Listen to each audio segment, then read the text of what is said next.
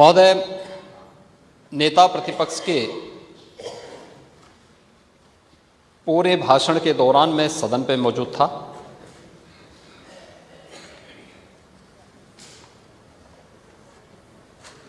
लेकिन मुझे आश्चर्य हो रहा था कि अब बोलेंगे तब बोलेंगे, वह इस सदी की सबसे बड़ी घटना की ओर भी ध्यान आकर्षित करेंगे।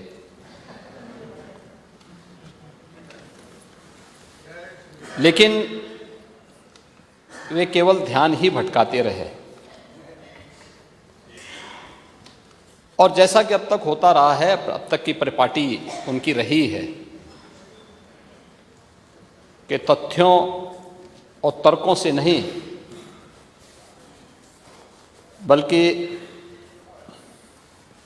अपनी जबरन बातों को दोषों के मुंह पे थोपने का जो प्रयास इनके द्वारा अतीत में किया जाता रहा है, उसी प्रकार की बातें उन्होंने अपने भाषण के दौरान भी कही।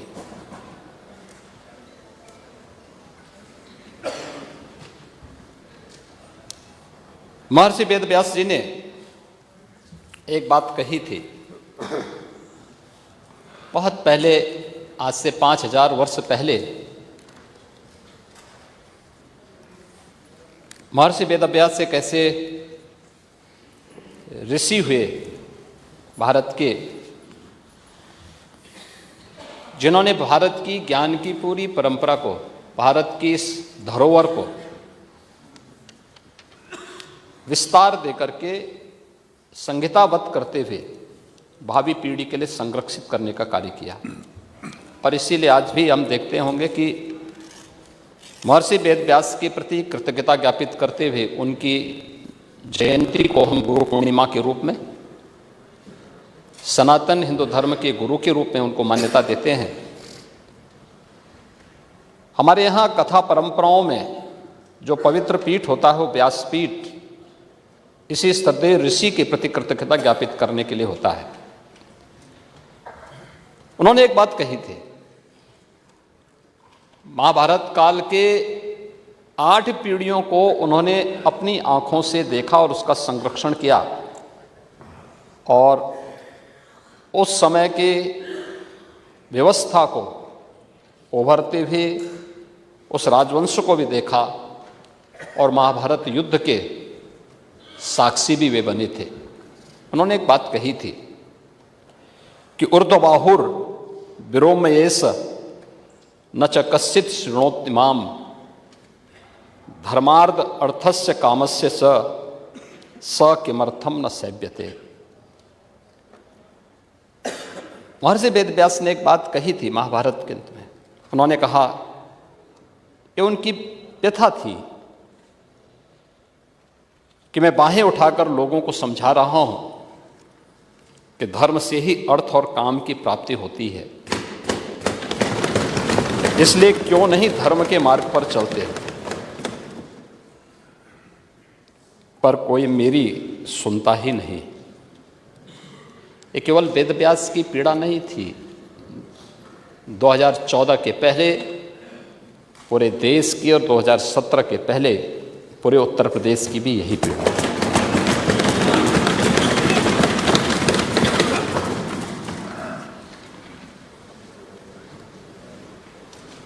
2017 के पहले उत्तर प्रदेश को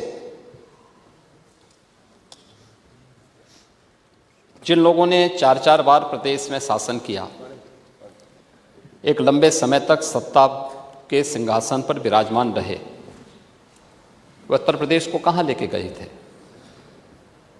पहचान का संकट खड़ा कर दिया था उत्तर प्रदेश वासियों के सामने। एक पहचान का संकट आया था। यहां का नौजवान बाहर नहीं जा सकता था, पहचान छुपाने के लिए मजबूर था।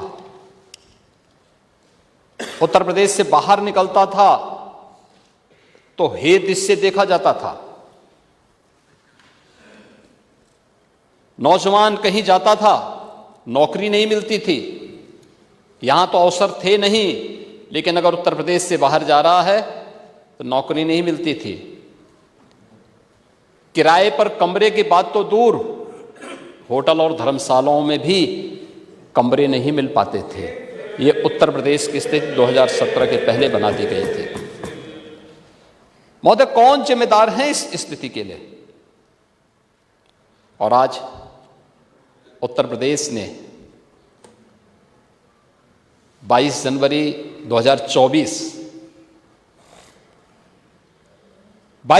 2024 की घटना को भी देखा है। पूरा देश अभिभूत था। पूरी दुनिया के अंदर हर वह व्यक्ति जो सत्य का पक्षधर है, न्याय का पक्षधर है, वह अभिभूत था, गौरवान्वित था। हर सनातन धर्मावलंबी की आंखों में आंसू थे, हर्ष के, गौरव के, और अपनी कई पीढ़ियों को वह इस आयोजन में प्रत्यक्ष या अप्रत्यक्ष रूप से उसके साथ सहभागी बनकर के अपनी पीढ़ियों के प्रति कृतज्ञता ज्ञापित भी कर रहा था और तर्पण भी अर्पित कर रहा था।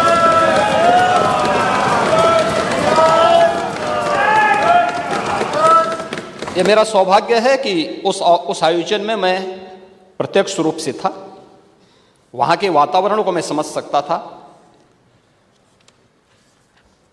25 करोड़ की उत्तर प्रदेश की आबादी और 140 करोड़ का हमारा देश, कमोबेश हर प्रदेश का प्रतिनिधित्व था, नेतृत्व वर्ग था। आदरणीय प्रधानमंत्री जी की उपस्थिति थी, पूज्य संतों के, आचार्यों की और समाज के हर तबके की उपस्थिति वहां पर मौजूद थी। अद्भुत वातावरण था, ऊर्जा से भरपूर था।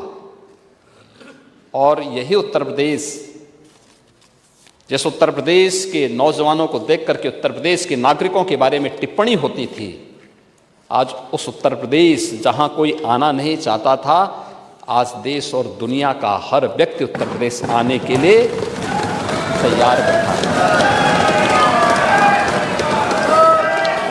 ये घटनाएं कैसे परिवर्तित करती हैं? और इसीलिए जब मैं इस सदन में मिला पहले दिन, जिस दिन दलीय नेताओं की बैठक थी, तो हर सदस्य के चेहरे पर एक आत्मसंतोष का भाव था। हो सकता है पार्टियां के अपने भेद हो सकते हैं, लेकिन मन में एक संतोष था कि जो हुआ है अयोध्या में अच्छा हुआ है।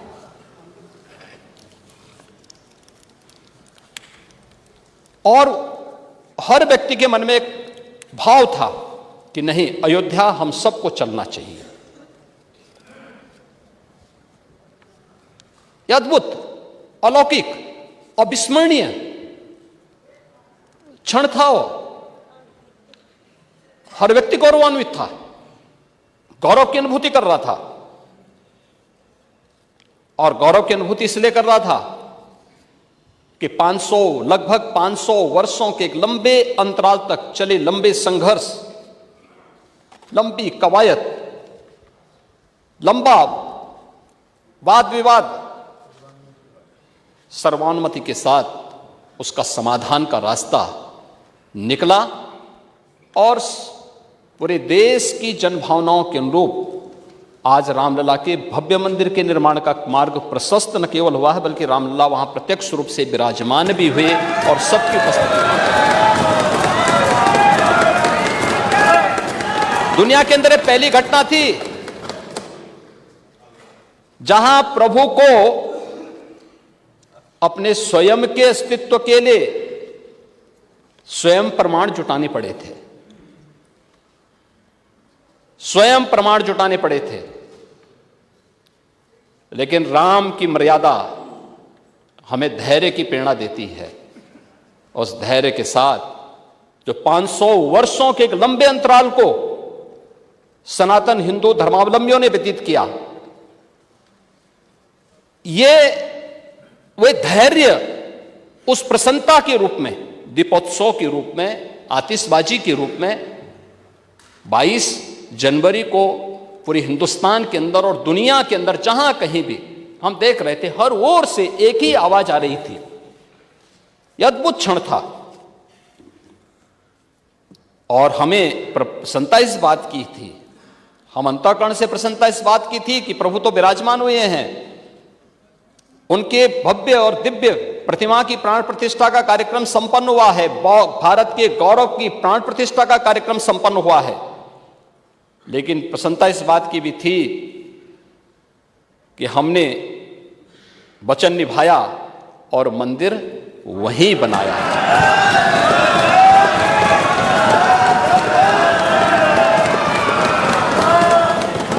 जो कहा सो किया, जो संकल्प लिया उसकी सिद्धि भी हुई।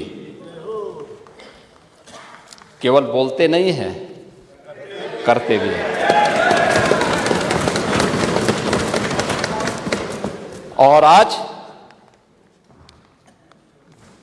नव्य, भव्य और दिव्य अयोध्या को देख करके भी हर व्यक्ति अभिभूत है।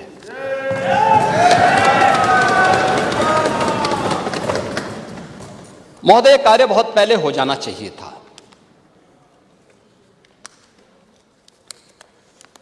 हम मानते हैं मंदिर का विवाद न्यायालय में था,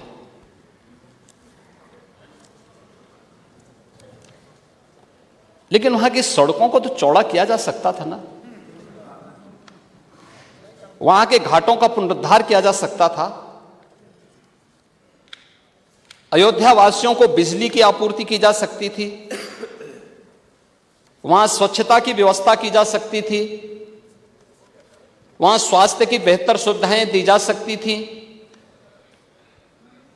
वहां एयरपोर्ट बनाया जा सकता था। विकास के इन कार्यों को किस मंशा के साथ रोका गया था? कौन सी मंशा थी कि अयोध्या का विकास ही अवरुद्ध कर दो, काशी का विकास ही अवरुद्ध कर दो, मथुरा वृंदावन के विकास को ही अवरुद्ध कर दो? महोदय, ये तो मुद्दा नियत का है।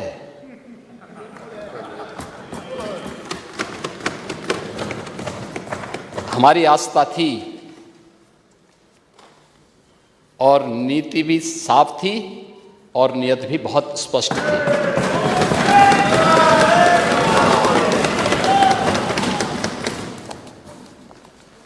हमने बिना रुके, बिना डिगे, बिना झुके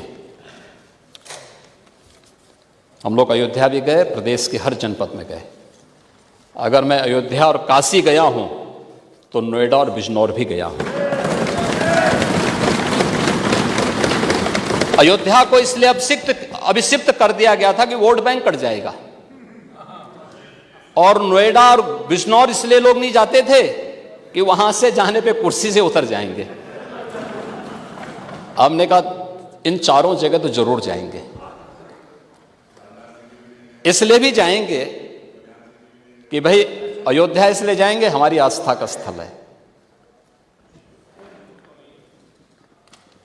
और ये मेरा सौभाग्य है और मेरी सरकार का सौभाग्य है कि अयोध्या का भव्य दीपोत्सव जो आज राष्ट्रीय आयोजन बन चुका है, राष्ट्रीय उत्सव बन चुका है, उसको हमारी सरकार को शुरू करने का सौभाग्य प्राप्त हुआ।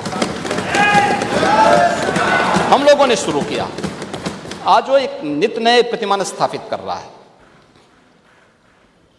अयोध्या को उसकी एक पहचान दिलाई गई। अयोध्या भी हम लोग गए, कोई संकोच नहीं किया।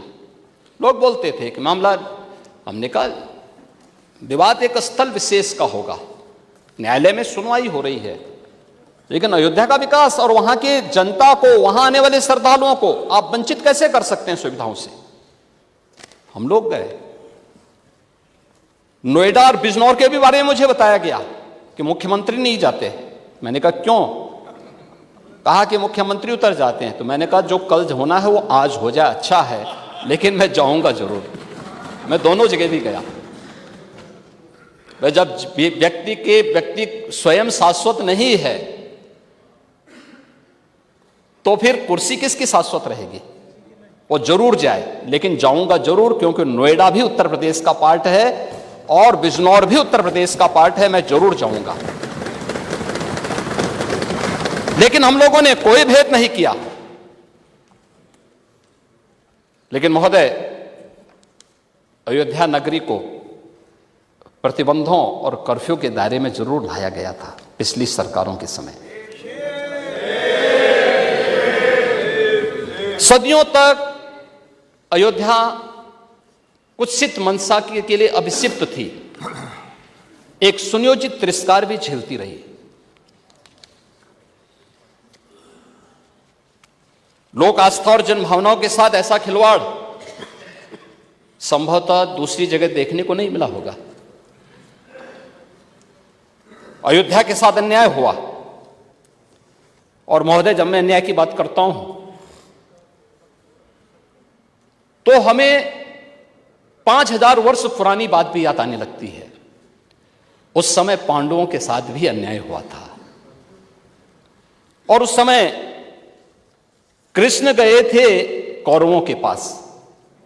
उन्होंने भी कहा था बस दे दो केवल 5 ग्राम, रखो अपनी धरती तमाम, हम वही खुशी से खाएंगे, परिजन पर असी न उठाएंगे। लेकिन दुर्योधन वह भी दे न सका, आशीष समाज की ले न सका। यहां तक कि उसने भी भगवान श्री कृष्ण को बंधक बनाने का कुत्सित प्रयास किया। उल्टे हरि को बांधने चला, जो था साध्य साधने चला। यही तो हुआ था,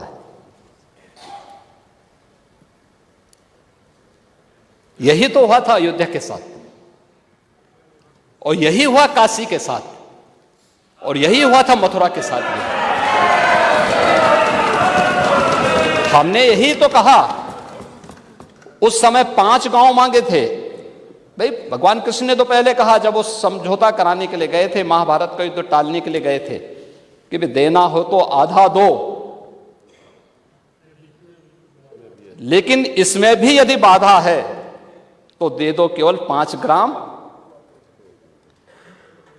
लेकिन वो 5 गांव, लेकिन यहां तो इस समाज सैकड़ों वर्षों से यहां की आस्था केवल 3 के लिए बात कर रही है, 3 के लिए।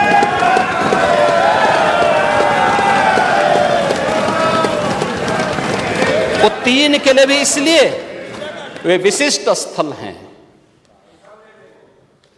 वे सामान्य नहीं है, ईश्वर की अवतरण की धरती है, असामान्य नहीं है। वो असामान्य यानी उसको एक सामान्य स्तर पर नहीं मान सकते,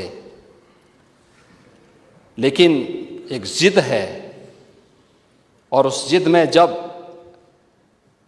राजनीतिक उसमें तड़का पड़ने लगता है और वोट बैंक बनाने की राजनीति होने लगती है, तो वहीं से फिर विवाद की स्थिति खड़ी होने लगती है। यानी लोक आस्था, भारत के अंदर लोक आस्था का अपमान हो, बहुसंख्यक समाज गिड़गिड़ाए, ये पहली बार देखने को मिला। दुनिया देख रही, स्वतंत्र भारत में काम पहले होना चाहिए था, 1947 में प्रारंभ होना चाहिए था, और उस आस्था के लिए बार बार गुहार लगाता रहा। हमने तो केवल 3 जगह मांगी, अन्य जगहों के बारे में कोई मुद्दा नहीं था, अयोध्या के लिए। और देखिए, अयोध्या का उत्सव लोगों ने देखा तो नंदी बाबा ने भी कहा, भाई हम काहे इंतजार करें,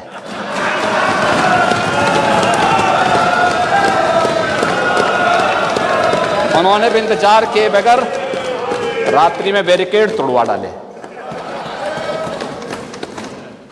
और हमारे कृष्ण कन्हैया कहां मानने वाले हैं।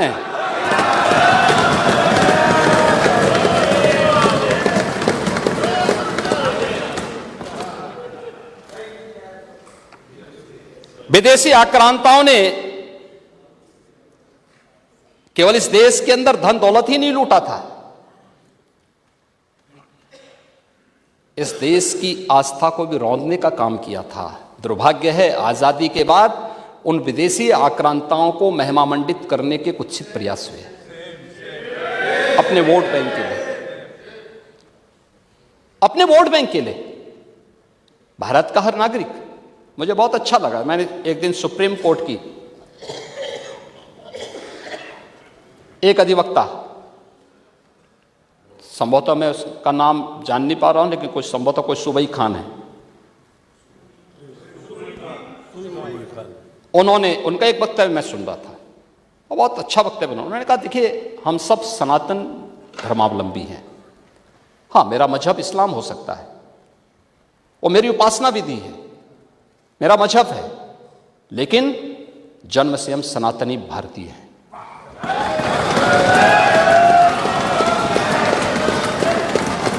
ये बोलने में संकोच क्या, लेकिन यहां तो अपनी पहचान को और भारत की पहचान को ही समाप्त किया जाता है।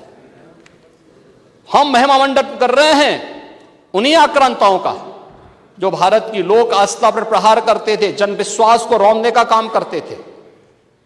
भारत के महापुरुषों, भारत के वीर सेनानियों, भारत के आराध्य देवों को अपमानित करते थे, जिनके खिलाफ हमारे वीर सेनानी लड़े थे, महापुरुष लड़े थे। आज उन महापुरुषों को सम्मानित करने की बजाय हम उन आक्रांताओं को महिमामंडन करें, यह देश अब स्वीकार करने को तैयार नहीं है, कतई स्वीकार नहीं होगा। और तब भी दुर्योधन ने कहा था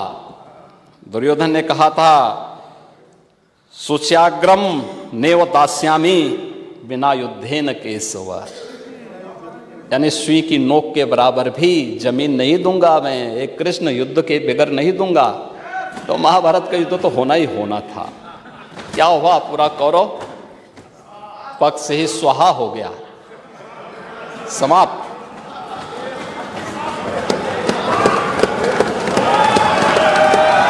और याद करना,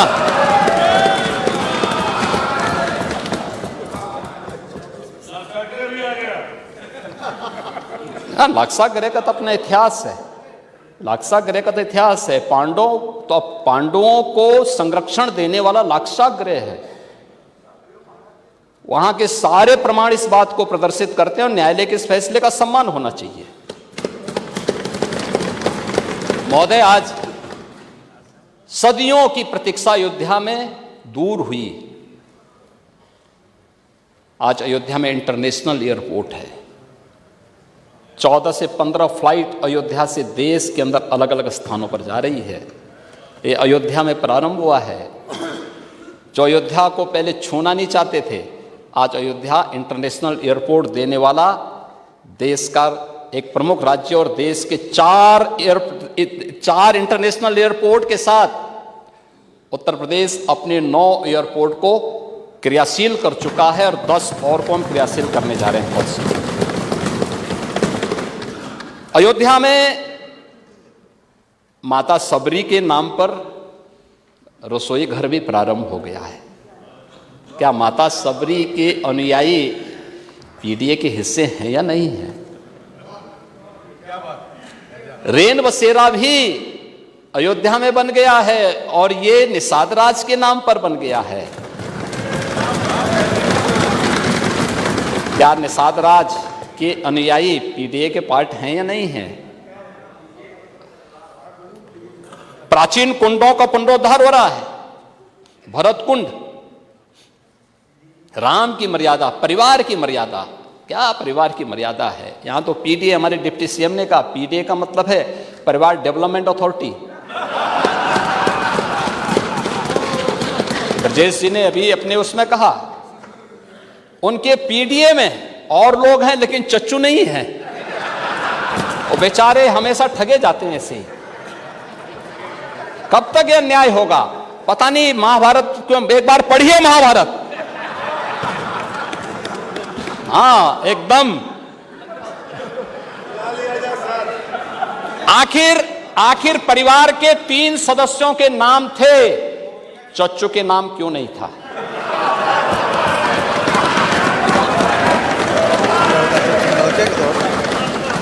अरे उनका भी नाम देते, वरिष्ठ नेता थे, बेचारा रगड़ते रगड़ते अपने को जो है पीडीएमएन है ही नहीं, इसीलिए कह रहे हैं ना कि उन्होंने चाचू को ही भुला गए, परिवार के, यानी इस प्रकार से उन्होंने विस्मृत कर दिया कि साइड लाइन में थे ही नहीं, कैमरे के फोकस में नहीं थे, अब रेड कारपेट पे नहीं चल पाए। इसीलिए हम कह रहे हैं ना कि चच्चू को ही भूल गए और बेचारे चच्चू देखते रह जा रहे हैं कि ठगे गए एक बार फिर। अब ये तो अगर प्रभु राम को ये लोग मानते तो चच्चू के साथ अन्याय नहीं करते, रामायण से सीखते, रामायण में सीखते, या फिर कम से कम महाभारत से ही सीख जाइए। और आप तो वैसे भी कभी कभी आपके बयान आते रहते हैं, लेकिन आप फिर भी बोलते हैं, आप आस्था के बारे में जरूर बोलते हैं। आप देखो अध्यक्ष महोदय, एक महोदय कैमरे में क्यों नहीं थे, कैमरे के फोकस से बाहर क्यों थे, साइडलाइन क्यों थे, उसको आप जब बोल रहे कोई भी नहीं बोला। महोदय, आज अयोध्या की पौराणिकता के साथ था, वैदिक रामायण सिटी के रूप में तो अयोध्या का विकास हो ही रहा है, लेकिन भौतिक विकास की एक भव्य और दिव्य अयोध्या हम सबको मिल गई।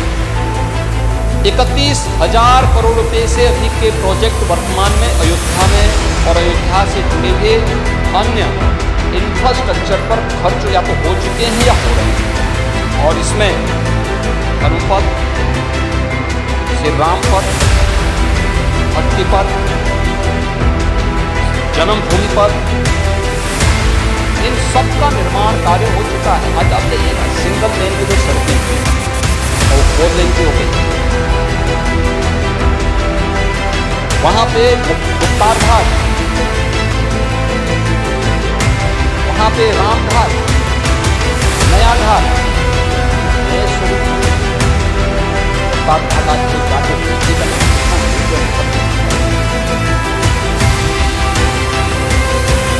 राम जी की पेड़ी, सत्र के पहले पानी वहीं सड़ता था। आज हरिद्वार की हरि जी की पेड़ी की तरह दर्शन देखना हो तो अयोध्या जी में राम जी की पेड़ी में, जहां दीपोत्सव का भव्य आयोजन होता है, वहां यह उत्सव भी देखने को मिलता है। भरत कुंड, सूरज कुंड, ब्रह्मकुंड, ये सभी कुछ आज अयोध्या में है। मल्टी लेवल पार्किंग, एक नहीं 6 मल्टी लेवल पार्किंग वहां काम कर रही है। रेन बसेरे बन रहे हैं।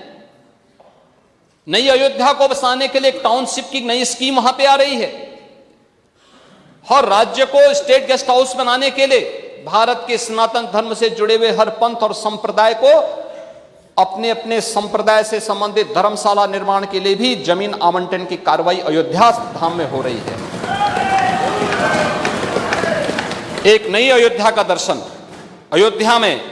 और अयोध्या 22 जनवरी को ऐसे ही लग रही थी जैसे तुलसीदास जी ने कहा कि अवधपुरी प्रभु आवत जानी, भई सकल शोभा के खाने। अयोधपुरी ऐसी चमक रही थी, यानी ऐसे ही लग रही थी, शोभायमान थी, पूरी तरह शोभायमान थी।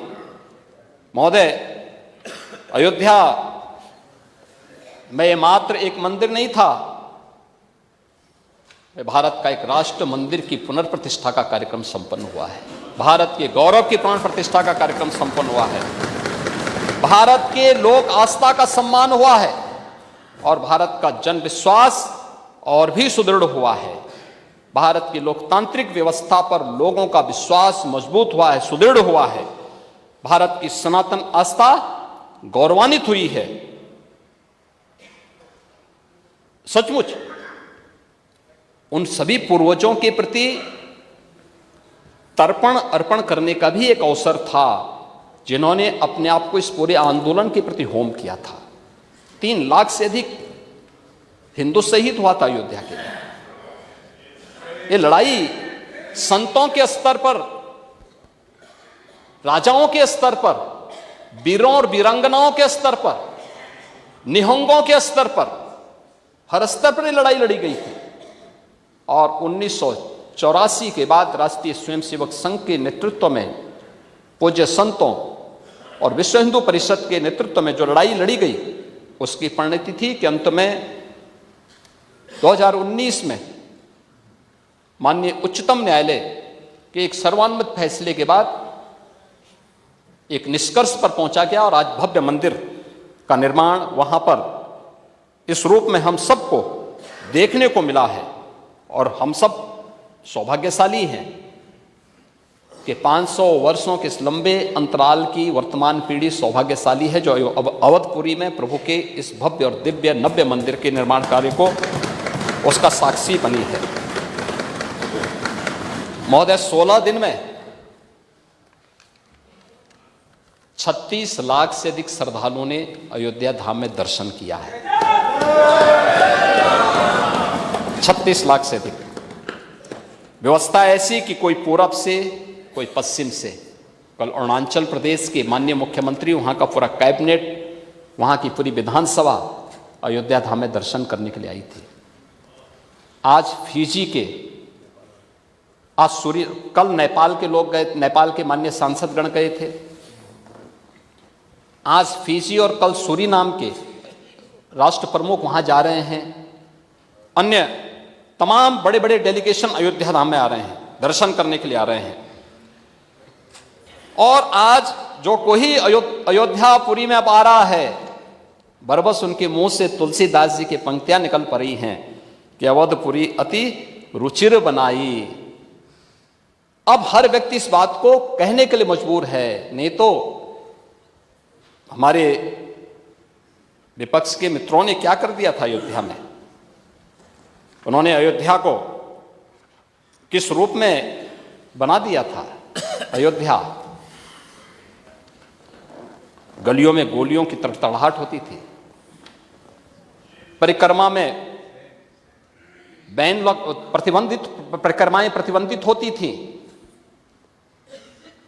कर्फ्यू लगता था। अयोध्या आने के लिए देश के अंदर रामनामी गमछा अगर किसी ने ओढ़ा हुआ है उसको गिरफ्तार करके बंद कर दिया जाता था। यही देश ने देखा है। 1990 से लेकर के लगातार एक लंबी लड़ाई जिस स्तर पर लड़ी गई और आज उसका परिणाम हम सबके सामने है कि आज अयोध्या में हम इस बात के लिए आश्वस्त कर सकते हैं अब ये भव्य और दिव्य नव्य अयोध्या जिस रूप में आई है, ये हर भारतवासी को तो अपनी ओर आकर्षित करेगी, हर सनातन धर्मावलंबी को आकर्षित करेगी ही। देश के टूरिस्ट डेस्टिनेशन का, दुनिया का सबसे बड़ा केंद्र और दुनिया की सांस्कृतिक राजधानी बनने की ओर अग्रसर होगा। अयोध्यापुरी को उस रूप में विकसित करने की एक नई तैयारी सरकार के द्वारा प्रारंभ की गई है और उस ओर महामहिम राज्यपाल जी ने ध्यान आकर्षित भी किया है। हम इस बात के लिए कह सकते हैं अब अयोध्या में कोई परिक्रमा में प्रतिबंध नहीं लगा सकता, क्योंकि पंचकोसी, 14 कोसी और 84 कोसी परिक्रमा को हम बहुत भव्य स्वरूप देने जा रहे हैं।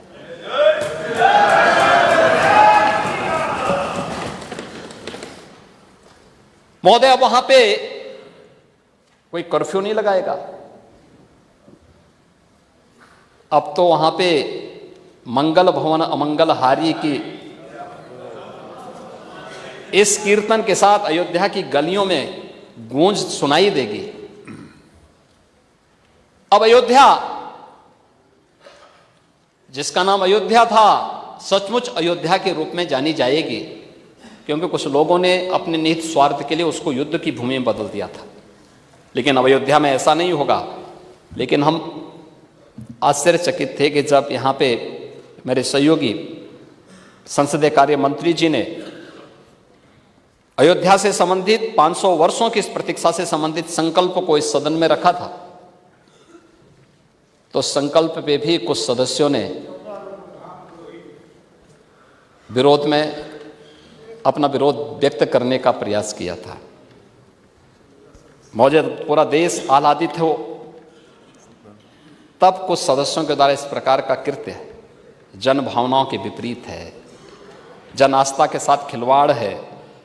और मैं तो यही कह सकता हूं कि जन भावनाएं तो यही कहती हैं कि जाके प्रिय न राम वैदेही तजिए ताहि कोटि बैरी सम यद्यपि परम स्नेही।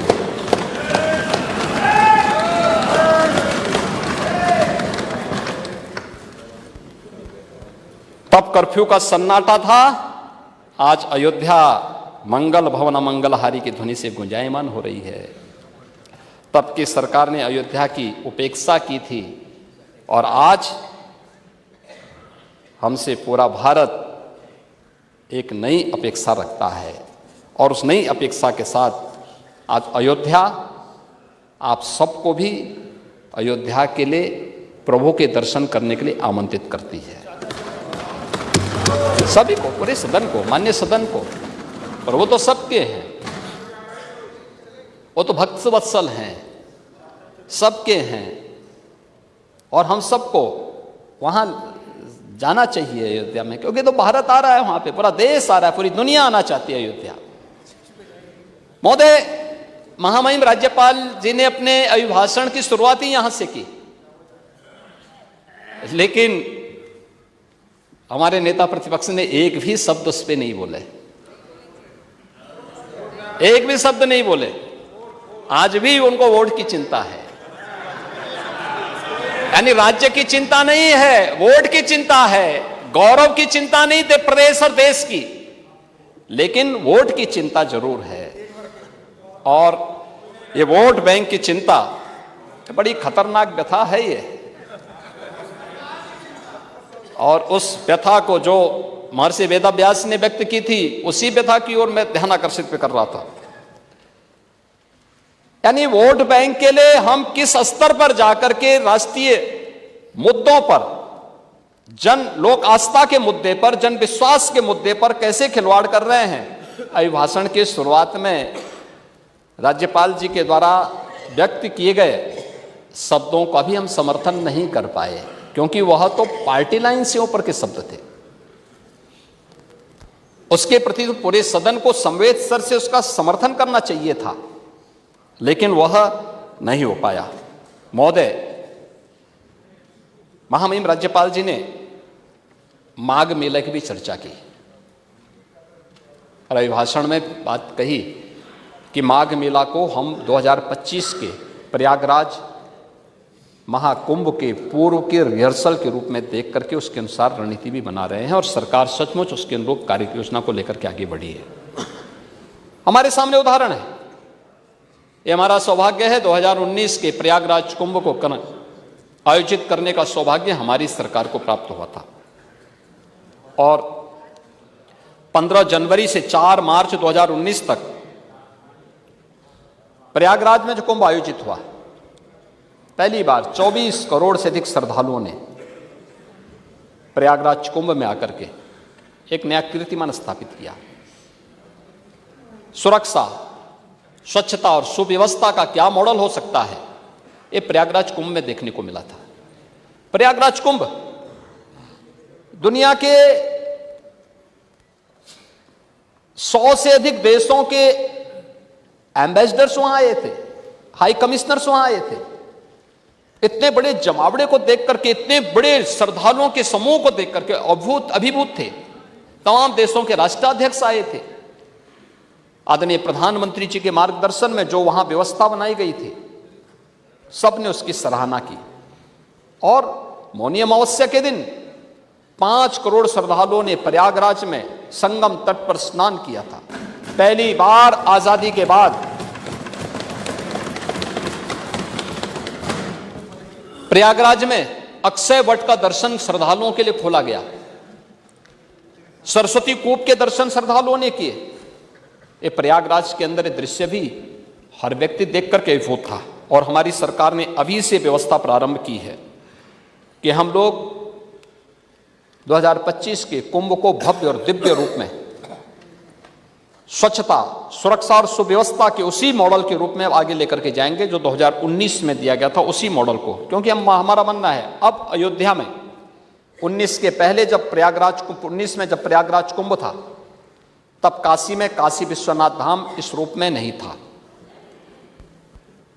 मां विंध्यवासिनी का धाम इस रूप में नहीं था।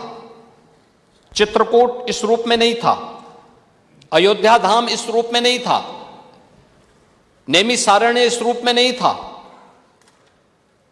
और ये डबल इंजन सरकार का सौभाग्य है कि आज एक नई काशी के दर्शन हम काशी विश्वनाथ धाम के माध्यम से करते हैं।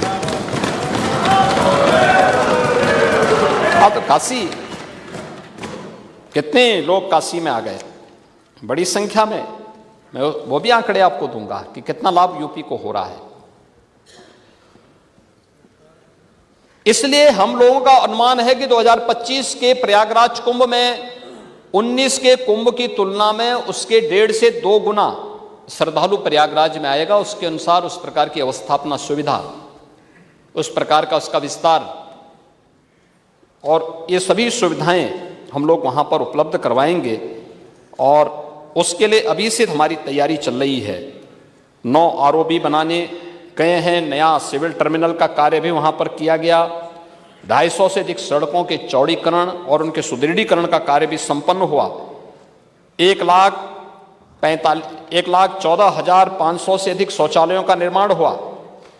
और इस वर्ष भी मुझे बताते हुए प्रसन्नता है कि माघ मेला जो चल रहा है, पहला स्नान मकर संक्रांति के दिन हुआ और अब तक लगभग 40 लाख श्रद्धालु संगम में स्नान कर चुके हैं इस माघ मेला के दौरान भी।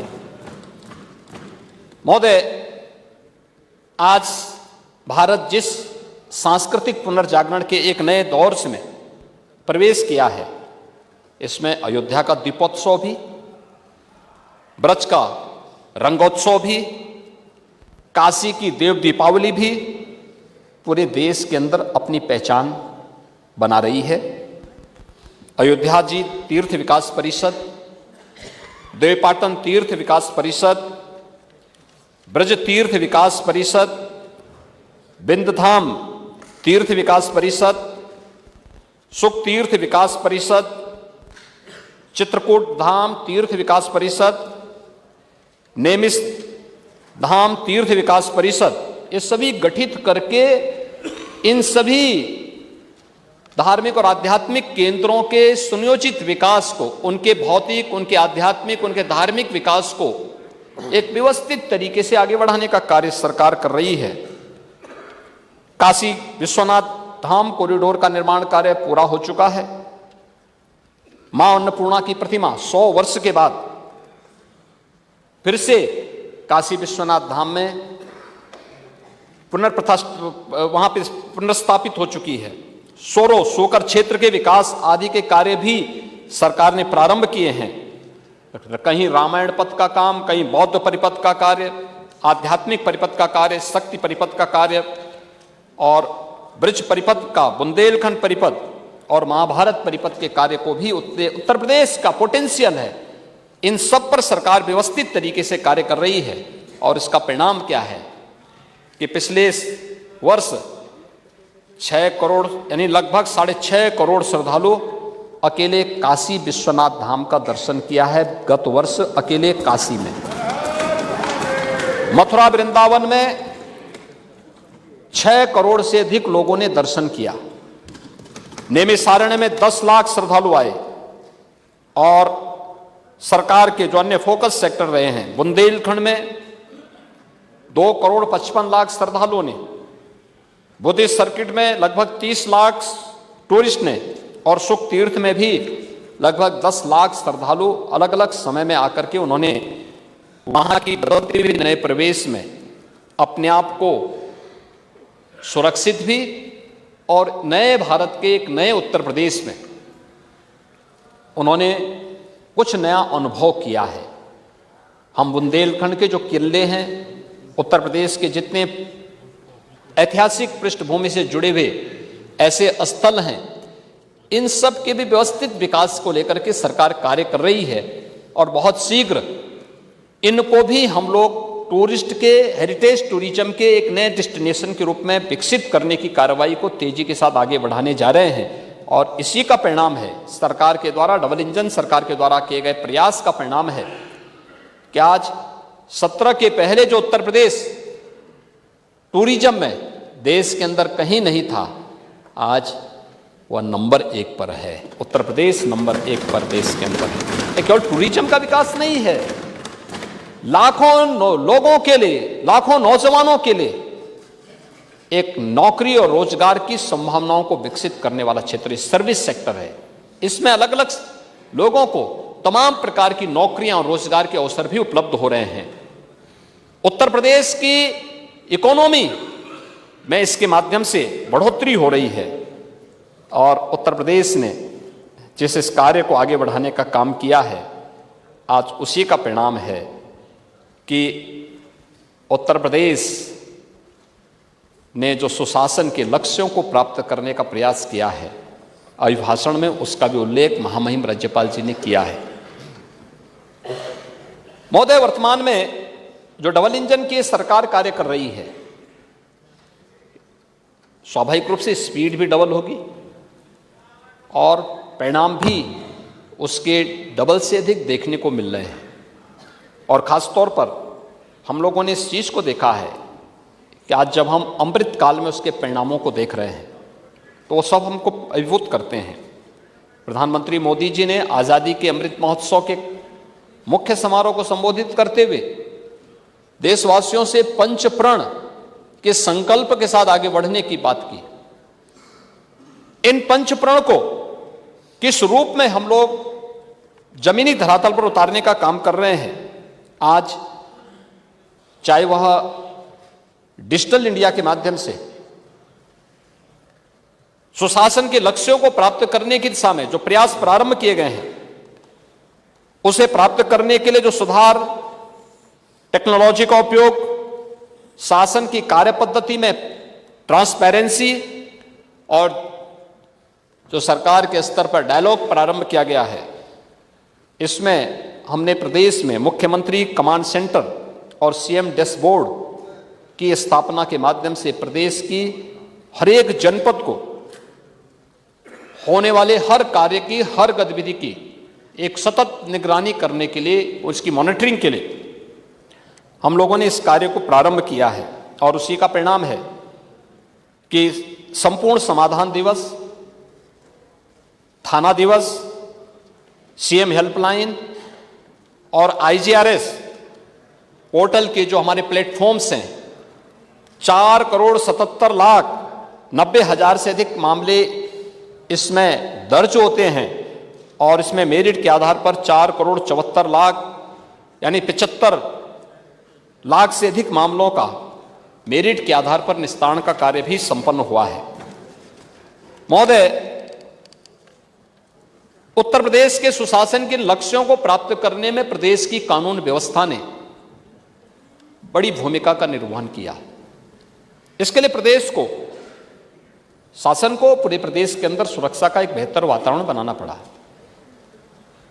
जीरो टॉलरेंस की नीति अपनानी पड़ी। हमारी जीरो टॉलरेंस की नीति से बहुत सारे लोगों को थोड़ा बुरा लगता है, क्योंकि जिन लोगों की आदतें खराब थी तो उन लोगों को कानून के रास्ते पर लाने में थोड़ा कठिनाई तो ही होगी, तो उनकी चिड़चिड़ाहट कभी देखने को मिलती है। लेकिन इसके लिए हमने पुलिस में भी रिफॉर्म किए, भर्ती की प्रक्रिया को आगे बढ़ाया, उनकी ट्रेनिंग को अपग्रेड किया। 7 पुलिस कमिश्नरेट लखनऊ, गौतम बुद्ध नगर, कानपुर, वाराणसी, आगरा, गाजियाबाद और प्रयागराज में इस व्यवस्था को लागू किया।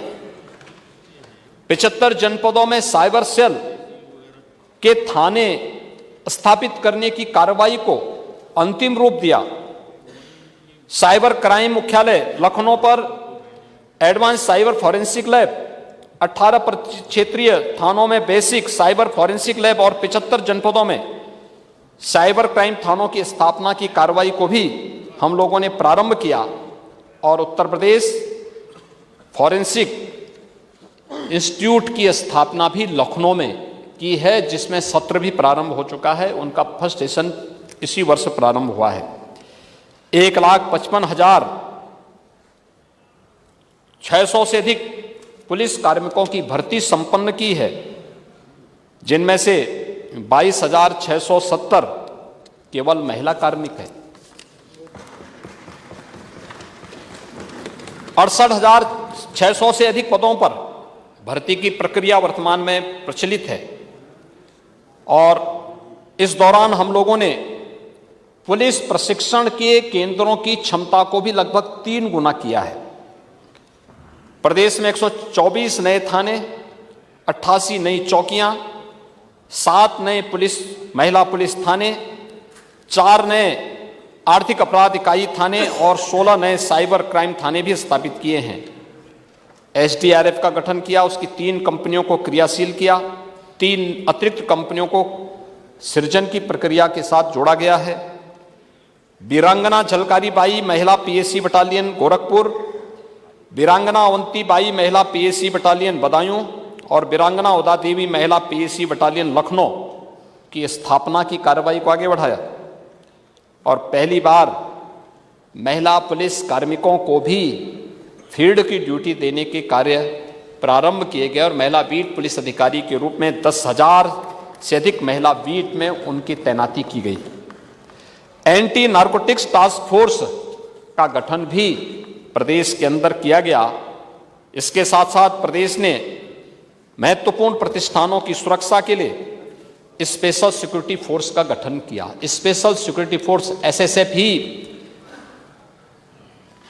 अयोध्या धाम में भगवान राम के भव्य और दिव्य मंदिर की सुरक्षा में लगाई गई है। एसएसएफ उत्तर प्रदेश एसएसएफ, जिसकी ट्रेनिंग आधुनिक पद्धति से कराई गई है और उसके कमांडो ही वहां सुरक्षा में तैनात हैं।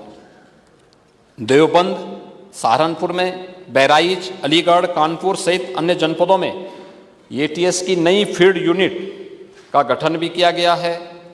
और प्रदेश में आज जब हम लोग प्रदेश की कानून व्यवस्था और सुरक्षा के माहौल को देखते हैं तो देश के अंदर स्वाभाविक रूप से इसको एक मॉडल के रूप में माना जाता है। एनसीआरबी के आंकड़े जो बताते हैं 2016 के सापेक्ष 2023 में अगर आप देखेंगे तो डकैती के मामलों में लगभग 87% कमी आई है, लूट के मामलों में लगभग 76% कमी आई है, हत्या के मामले में 43% कमी आई है, बलवा के मामले में 64%, फिरौती और अपहरण के मामलों में 72% और दुष्कर्म के मामलों में 46% की कमी देखने को मिली है। महोदय, ये एनसीआरबी के आंकड़े हैं और ये तब हैं जब किसी भी व्यवस्था को यहाँ पर कहीं भी पूरी ट्रांसपेरेंसी के साथ में, अगर आप देखेंगे जो हमारे नेता प्रतिपक्ष एक बात को यहाँ पे कह रहे थे और ख़ास तौर पर उन्होंने एक चीज़ की यहाँ पे चर्चा की कि प्रदेश के अंदर रिस्पांस टाइम, यानी ये कह रहे थे कि हमने डायल 100 बनाया, आपने उसका नाम बदल दिया। पूरे देश के अंदर डायल 100 को डायल 112 के रूप में बदला गया है और एक इंटीग्रेटेड कमांड सेंटर के माध्यम से पूरे देश की इस व्यवस्था को संचालित करने की कार्रवाई को आगे बढ़ाया गया है। इसमें 2017 के पहले जो रिस्पांस टाइम था डायल 100 का, वह 25 मिनट 42 सेकंड का था। आज यह 9 मिनट 50 सेकंड का है। महिला पीआरबी में 446 वाहन का आज कार्यरत हैं, स्पेशली कार्यरत हैं। आज 25 लाख कॉल लैंडिंग की सुविधा को बढ़ा करके 60 लाख कॉल की यहां पर की गई है।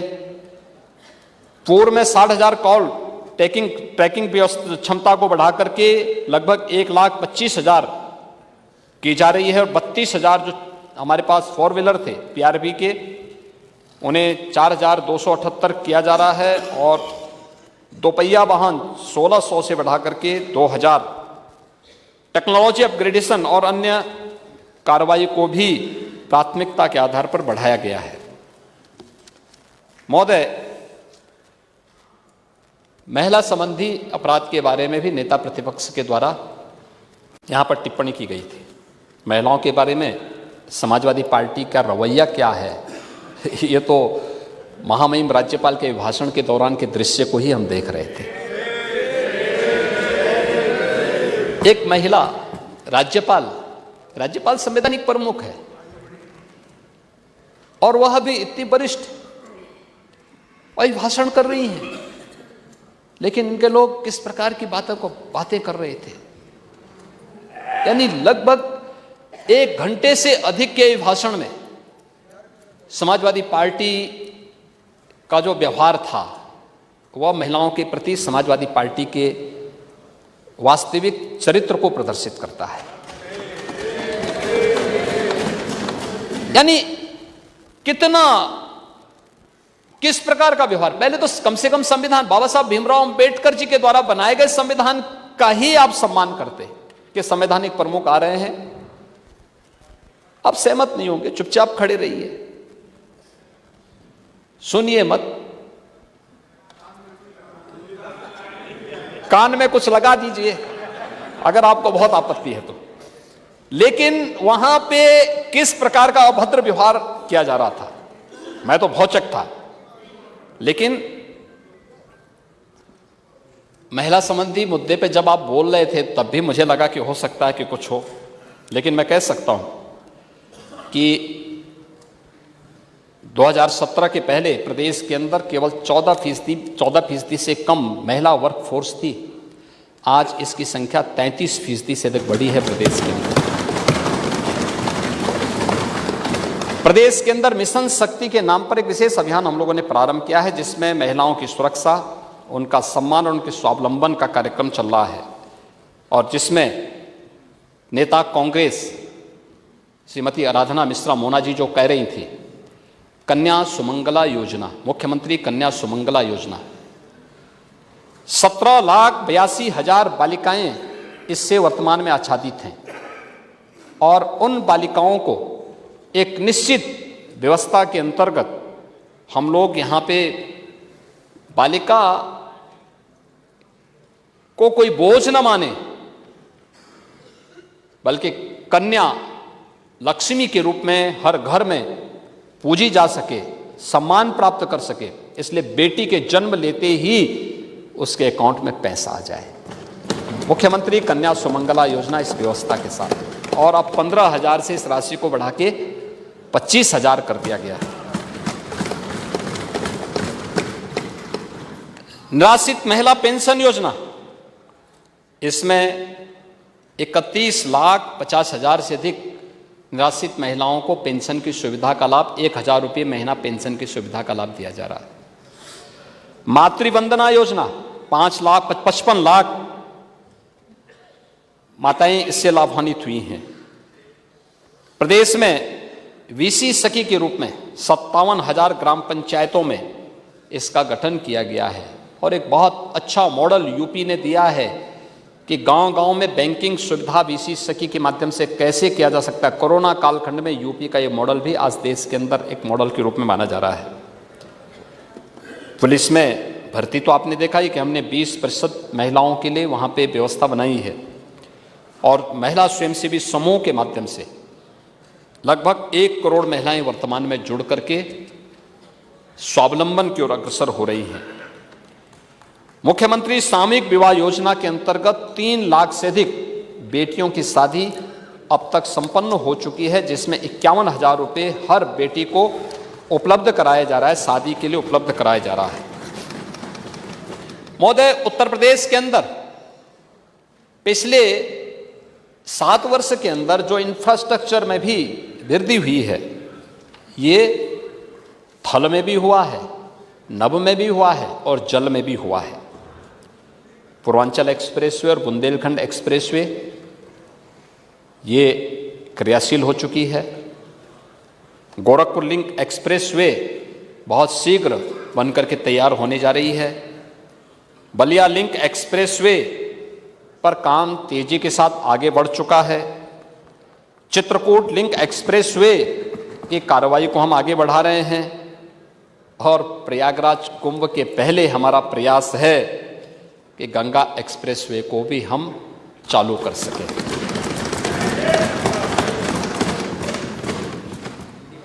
आज महोदय, नेता प्रतिपक्ष इस बात को कह रहे थे कि एक्सप्रेसवे में लखनऊ कानपुर ग्रीनफील्ड एक्सप्रेसवे, ये एलिवेटेड जो एक्सप्रेसवे है ये भारत सरकार के सहयोग से बन रही है। इसके अलावा बलिया लिंक एक्सप्रेसवे ये भारत सरकार के सहयोग से प्राप्त बन रही है। प्रदेश के अंदर जो विभिन्न जनपदों में हम लोगों ने इस कार्य को आगे बढ़ाने का काम किया है, लगभग 4 लेन की 1235 ऐसे प्रोजेक्ट हैं जिसको पिछले 7 वर्ष के अंदर आगे बढ़ाया गया है और जो ये बेहतरीन कनेक्टिविटी प्रदेश के अंदर, यहाँ पर प्रदेश के अंदर संपन्न हुई है। प्रदेश के अंदर एयरपोर्ट 16 डोमेस्टिक और 5 इंटरनेशनल एयरपोर्ट के साथ बहुत शीघ्र उत्तर प्रदेश 21 एयरपोर्ट वाला देश का पहला राज्य बनने जा रहा है। 17 के पहले 2 एयरपोर्ट मामूली यानी चलते थे, लखनऊ और वाराणसी के, ये फुल्ली क्रियाशील थे, शेष आंशिक थे, कभी कभी एक फ्लाइट आ जाती थी।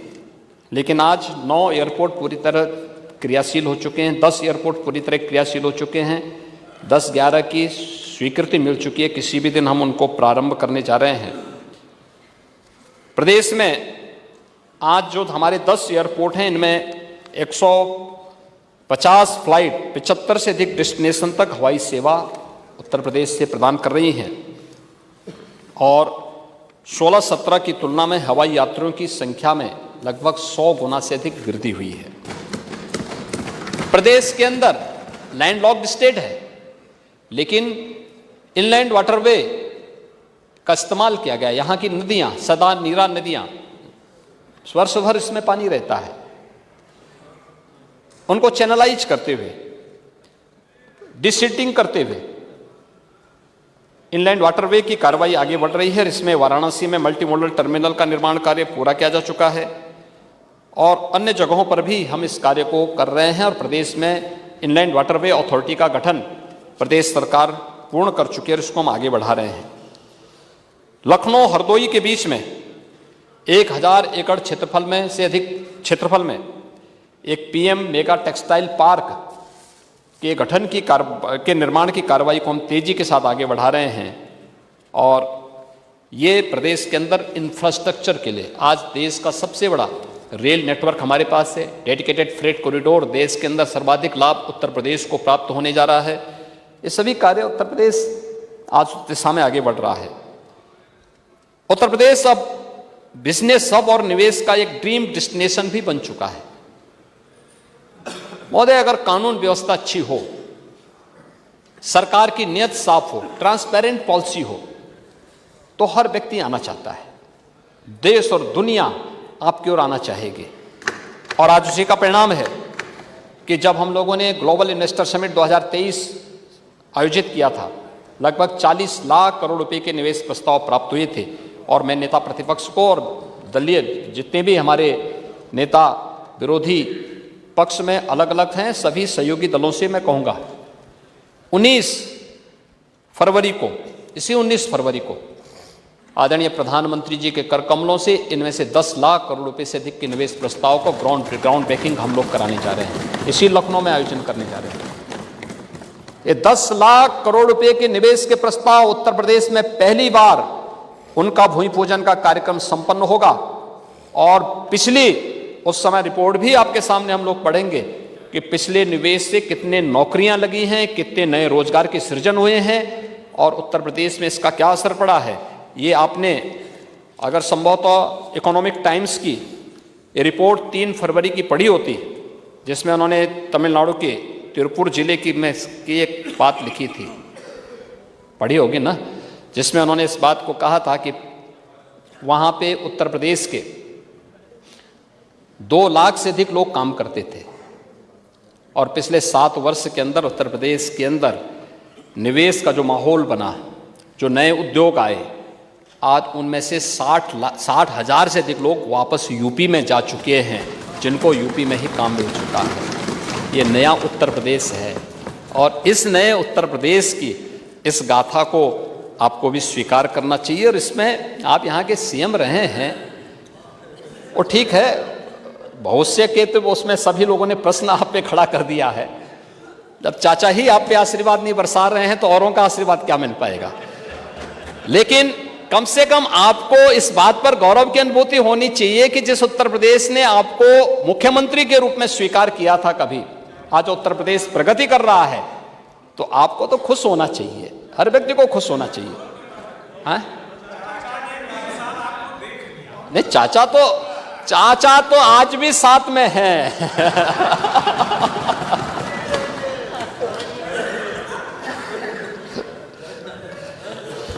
तो चाचा तो हाँ, महोदय ये इसलिए हुआ क्योंकि हमने एक कानून व्यवस्था का बेहतर माहौल दिया।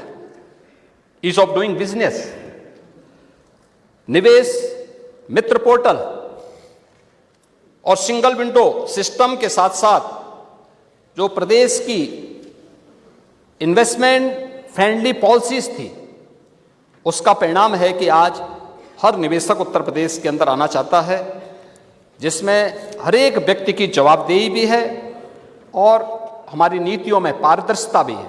इसका परिणाम है कि उत्तर प्रदेश में हर व्यक्ति आना चाहता है। महोदय, ऊर्जा के क्षेत्र में भी उत्तर प्रदेश के अंदर जो कार्य हुआ है, नेता प्रतिपक्ष बार बार इस पे उंगली उठाते हैं, लेकिन 16-17 में कुल विद्युत का उत्पादन जो था 5,600 मेगावाट था, और वर्तमान में हम लोग 8,688 मेगावाट विद्युत का उत्पादन उत्तर प्रदेश के अंदर कर रहे हैं। और इस वर्ष के अंत तक यह हम 12,800 तक इस उत्पादन क्षमता को बढ़ाने का काम करेंगे। विद्युतीकरण 1947 से लेकर के 17 तक 1,28,000 मजदूरों तक विद्युत पहुंच पाई थी, और 2017 से 2023-24 तक इन लगभग 7 वर्ष में हम लोगों ने 2,49,818 मजदूरों तक विद्युत की यानी विद्युतीकरण के कार्य को संपन्न किया है। 100% सैचुरेशन के लक्ष्य को हमने प्राप्त किया है। 12 से 17 के बीच में केवल 8,44,000 विद्युत कनेक्शन दिए गए। 17 से अब तक 1,65,00,000 विद्युत के कनेक्शन उपलब्ध करवाए गए, यानी 20 गुना है। समाजवादी पार्टी के कालखंड से 20 गुना अधिक दिया गया। 2017 के पहले विद्युत का कोई अता पता नहीं था,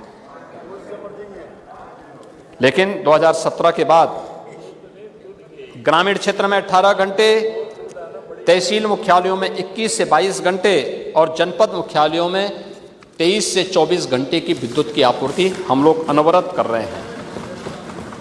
17 के पहले प्रदेश में 288 मेगावाट सोलर ऊर्जा केवल बन पाती थी, उसका प्रोडक्शन होता था। वर्तमान में ये लगभग 2600 मेगावाट हो गई है, यानी केवल सोलर एनर्जी के ही क्षेत्र में हमने 10 गुना से अधिक वृद्धि की है। और मुझे बताते हुए प्रसन्नता है, अयोध्या और काशी को सोलर सिटी के रूप में विकसित किया जा रहा है। बुंदेलखंड एक्सप्रेसवे को सोलर एक्सप्रेसवे के रूप में विकसित करने की कार्रवाई हमारी चल रही है, और अभी अयोध्या में 10 किलोमीटर लंबे मार्ग को सोलर स्ट्रीट लाइट से प्रकाशित करने का काम भी सरकार ने किया है। महोदय, अन्नदाता किसानों के बारे में भी सरकार ने अपने कार्यक्रम को तेजी के साथ आगे बढ़ाया, और ये सरकार तो अन्नदाता किसानों के लिए समर्पित रही है। हमारी सरकार की पिछली सरकार जब मार्च 17 में आई तो पहले कैबिनेट में हम लोगों ने प्रदेश के अंदर 86 लाख लघु और सीमांत किसानों के 36,000 करोड़ रुपए के ऋण माफी के कार्यक्रम से ही शुरुआत की थी। किसानों के लिए पिछले 10 वर्ष में डबल इंजन सरकार ने मोदी जी के नेतृत्व में, और पिछले 7 वर्ष में यूपी के अंदर हमारी सरकार ने जो कार्य किया, लगभग 23 लाख हेक्टेयर लैंड को तो प्रधानमंत्री कृषि सिंचाई योजना के माध्यम से अतिरिक्त सिंचाई की क्षमता उपलब्ध करवाई। प्रदेश के अंदर हम लोगों ने प्रधानमंत्री किसान सम्मान निधि के माध्यम से किसानों को 2,62,00,000 किसान इससे सीधे सीधे लाभान्वित हुए हैं। और कृषि विकास दर को अगर आप देखेंगे तो 2016-17 की तुलना में 16-17 में जो कृषि विकास की दर थी 6.6 थी, आज 22-23 में वो बढ़कर के 18.2% पहुंची है। लगभग 3 गुना बढ़ी है। ये उत्तर प्रदेश की वर्तमान स्थिति जो सरकार के द्वारा थोड़ा भी प्रोत्साहन दिया गया उसके परिणाम सामने आए हैं। और इस चालू पेराई सत्र में हम लोगों ने अन्नदाता किसानों का सम्मान बढ़ाते हुए गन्ना मूल्य भी बढ़ाया है। 350 रुपये से 370 रुपये प्रति क्विंटल किया है। गन्ने की अगेती जो प्रजाति है उसके नाम पर और 20 रुपये प्रति क्विंटल के हिसाब से उसको बढ़ाने का काम किया है। 16-17 में जो गन्ने का क्षेत्रफल था जो मात्र 20 लाख हेक्टेयर था, आज 23-24 में वो बढ़कर के लगभग 29.66 लाख हेक्टेयर बढ़ा है। यानी सरकार ने अनुकूल माहौल दिया तो उसमें बढ़ोतरी हुई।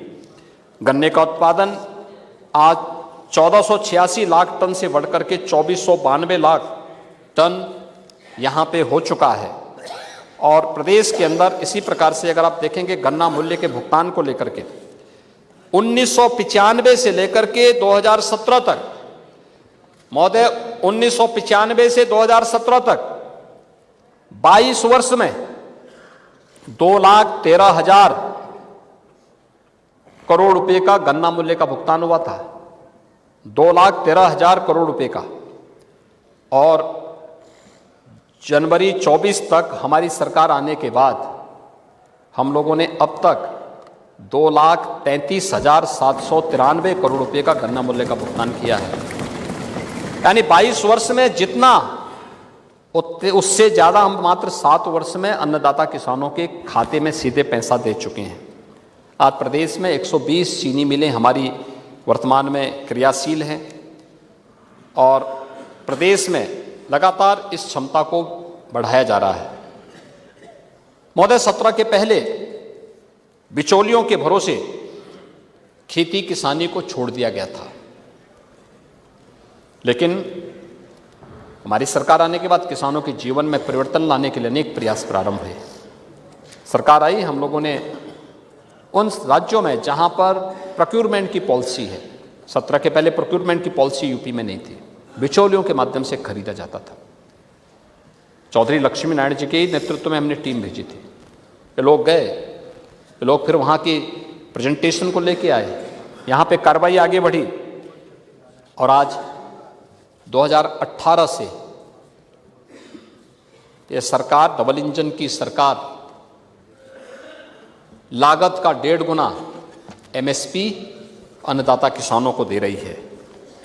गेहूं में 2017-18 से 2023 तक 47,90,000 किसानों को 225 लाख मैट्रिक टन धान खरीद पर 41,300 करोड़ रुपए से अधिक का भुगतान सीधे उनके बैंक खाते में सरकार कर चुकी है, जो 2017 के पहले की सरकारों की तुलना में कई गुना अधिक है। इसी प्रकार से धान में 2017-18 से 23-24 तक 61,54,000 किसानों को के 397 लाख मीट्रिक टन धान खरीद पर 74,751 करोड़ रुपए से अधिक का भुगतान सीधे उनके बैंक खातों में सरकार के द्वारा किया जा चुका है। महोदय, प्रधानमंत्री किसान सम्मान निधि के साथ साथ पीएम कुसुम योजना, इसमें प्रदेश सरकार ने अब तक 50,000 से अधिक किसानों को उनके ट्यूबवेल को सोलराइज करने की कार्रवाई को संपन्न किया है। ये प्रदेश सरकार के द्वारा कृषि क्षेत्र में किए गए प्रयासों का परिणाम है। इसमें नई मंडियों का भी गठन हुआ है, नेचुरल फार्मिंग और ऑर्गेनिक फार्मिंग को भी बढ़ावा देने का काम हुआ है, नई सिंचाई की सुविधाओं को विकसित करने के लिए और अन्य प्रकार की सुविधाएं विकसित करने के लिए भी कार्य हुआ है। नगर निकाय के क्षेत्र में भी अनेक कार्य हुए। 3 नगर निगम, अयोध्या, मथुरा वृंदावन और शाहजहांपुर नगर निगम का गठन हुआ।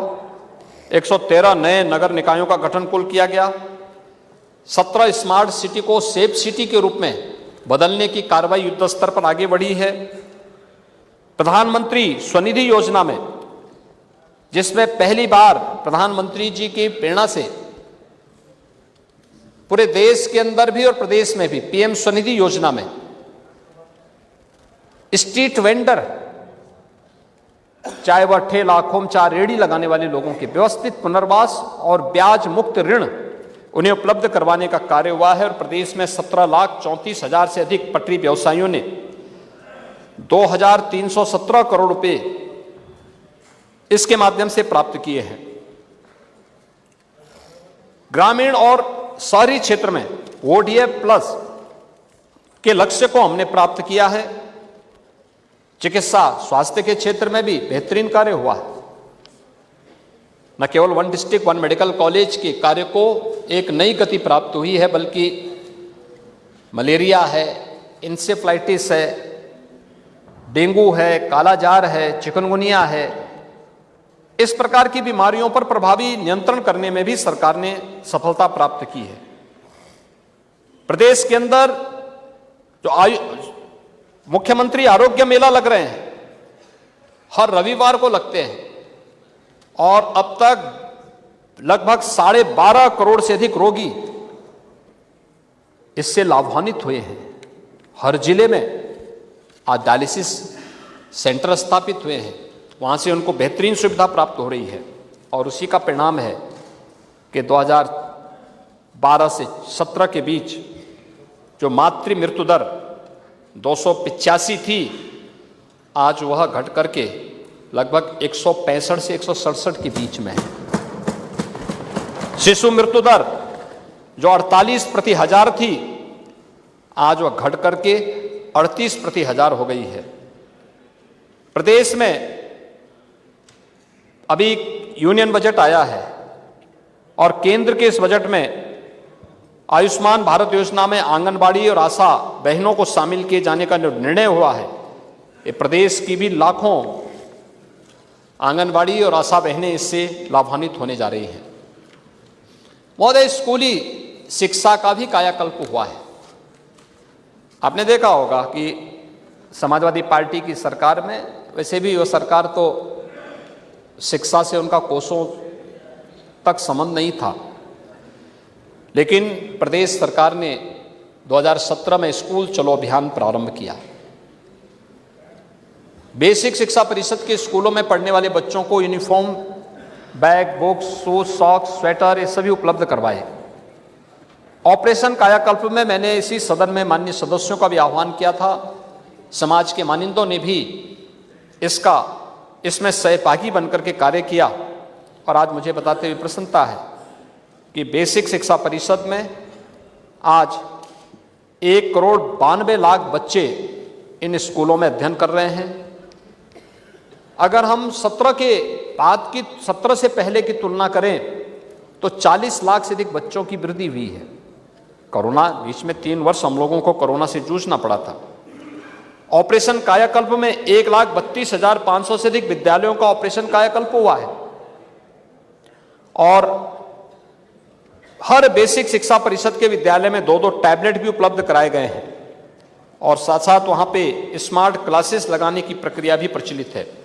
925 परिषदीय विद्यालयों को पीएम श्री योजना में आच्छादित करने की कार्रवाई, 57 मुख्यमंत्री मॉडल कंपोजिट विद्यालय स्वीकृत किए गए हैं और बहुत शीघ्र हम इन कार्यक्रमों को आगे बढ़ाने जा रहे हैं, जो बहुत ही अच्छे ढंग से अटल आवासीय विद्यालय की तर्ज पर इन विद्यालयों को चलाने की कार्रवाई को हम आगे बढ़ाने जा रहे हैं। माध्यमिक शिक्षा में भी प्रोजेक्ट अलंकार योजना के अंतर्गत राजकीय विद्यालयों में बृहद निर्माण के लिए 500 करोड़ रुपए से अधिक की धनराशि स्वीकृत की गई है। यानी ये वे विद्यालय हैं जो हमारे गवर्नमेंट इंटर कॉलेजेस थे, गर्ल्स गवर्नमेंट इंटर कॉलेजेस थी, बहुत पुराने थे, जर्जर इंफ्रास्ट्रक्चर था, भवन बहुत बर्जर हो चुके थे, उन सब के लिए भी धनराशि दी गई है। 1349 विद्यालयों के लिए इसके लिए धनराशि अब तक उपलब्ध करवाई गई है। इसके अलावा जो एडेड विद्यालय थे, निजी प्रबंधन से लेकिन गवर्नमेंट एडेड थे, उनके पास भी कोई सोर्स ऑफ इनकम न होने के नाते उनका इंफ्रास्ट्रक्चर भी कमजोर था। सरकार ने एक पॉलिसी बना करके उनको भी इस योजना के साथ जोड़ा, जिसमें कुछ शेयर उनका होगा, शेष सरकार देगी, जिससे बच्चे तो राज्य के ही पढ़ रहे हैं, वहां पर भी उनको हम बेहतरीन सुविधा दे सकें। यह कार्य भी वहां पर प्रारंभ हुआ है। हर कमिश्नरी मुख्यालय पे एक अटल आवासीय विद्यालय, पहली बार श्रमिकों के बच्चों के लिए आवासीय विद्यालय अच्छे इंफ्रास्ट्रक्चर के साथ। और मैं तो माननीय इस सदन के सभी माननीय सदस्यों से अपील करूंगा, वे अटल आवासीय विद्यालयों का विजिट एक बार जरूर करें। उसमें दो ही श्रेणी है, एक रजिस्टर्ड श्रमिकों की है और एक कोरोना कालखंड में जो बच्चे निराश्रित हो गए थे, उन बच्चों को वहां पर प्रवेश दिया गया है।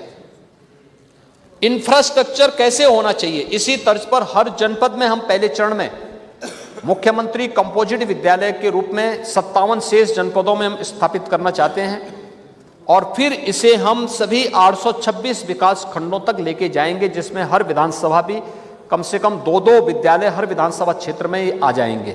तो यह एक मॉडल होगा शिक्षा का आने वाले समय में, क्योंकि शिक्षा के बगैर किसी बड़े लक्ष्य को प्राप्त नहीं किया जा सकता। और इस कार्यक्रम को बढ़ाने के लिए सरकार पूरी प्रतिबद्धता के साथ काम कर रही है, और अटल आवासीय विद्यालय को हमने मॉडल बनाया, इसके रूप में लिया है, और आज पूरे देश इस मॉडल को लागू कर रहा है।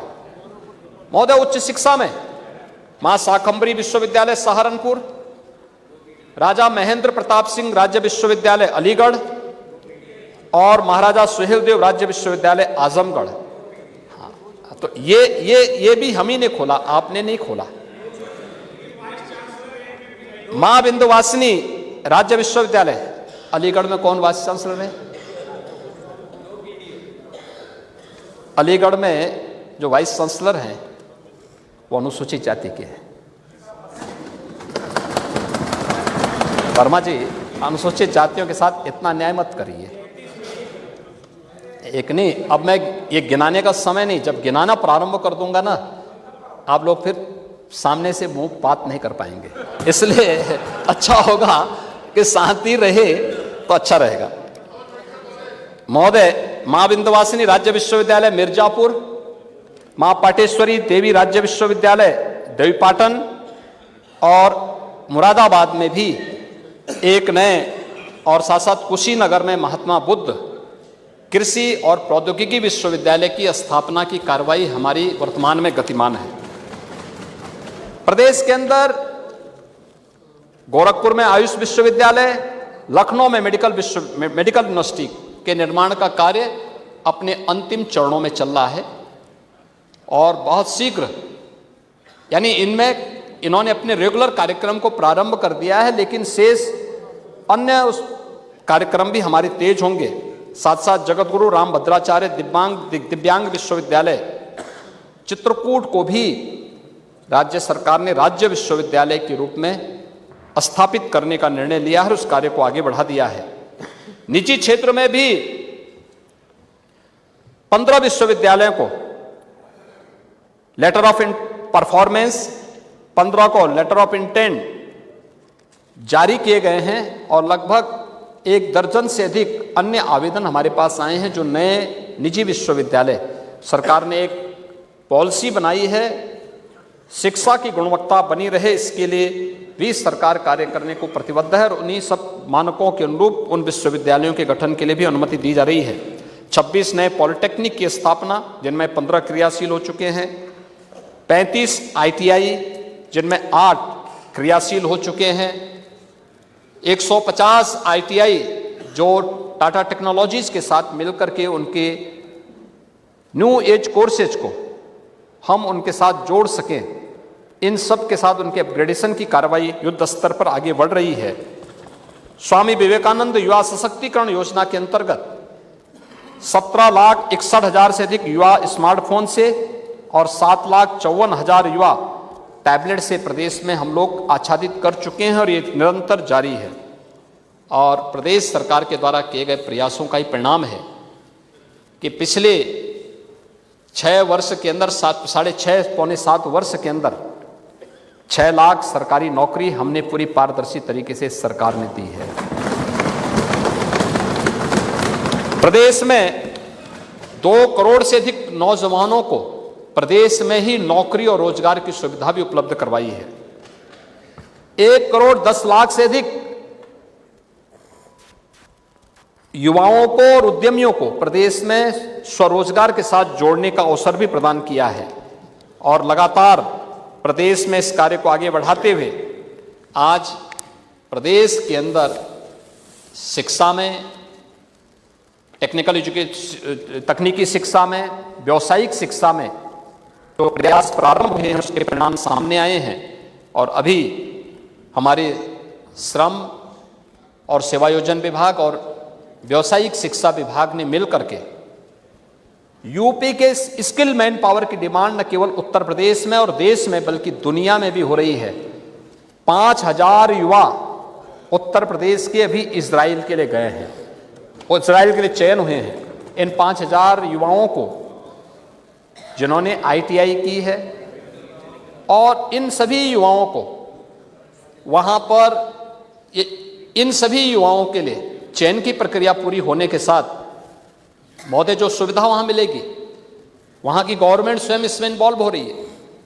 और प्रक्रिया को आगे बढ़ाते हुए लॉजिंग फूडिंग फ्री और उसके बाद भी 1.25 लाख से लेकर 1.5 लाख रुपए हर महीने उन युवाओं को वहाँ प्राप्त होंगे। देफस से काम प्रारंभ करने के दिन से उनको प्रारंभ होने जा रहा है। यहाँ दोनों सरकारें इस संबंध में उनके साथ जुड़ रही हैं जिससे उनके हितों को संरक्षित भी किया जा सके और प्रदेश के युवाओं को बेहतरीन सुविधा भी उपलब्ध कराया जा सके।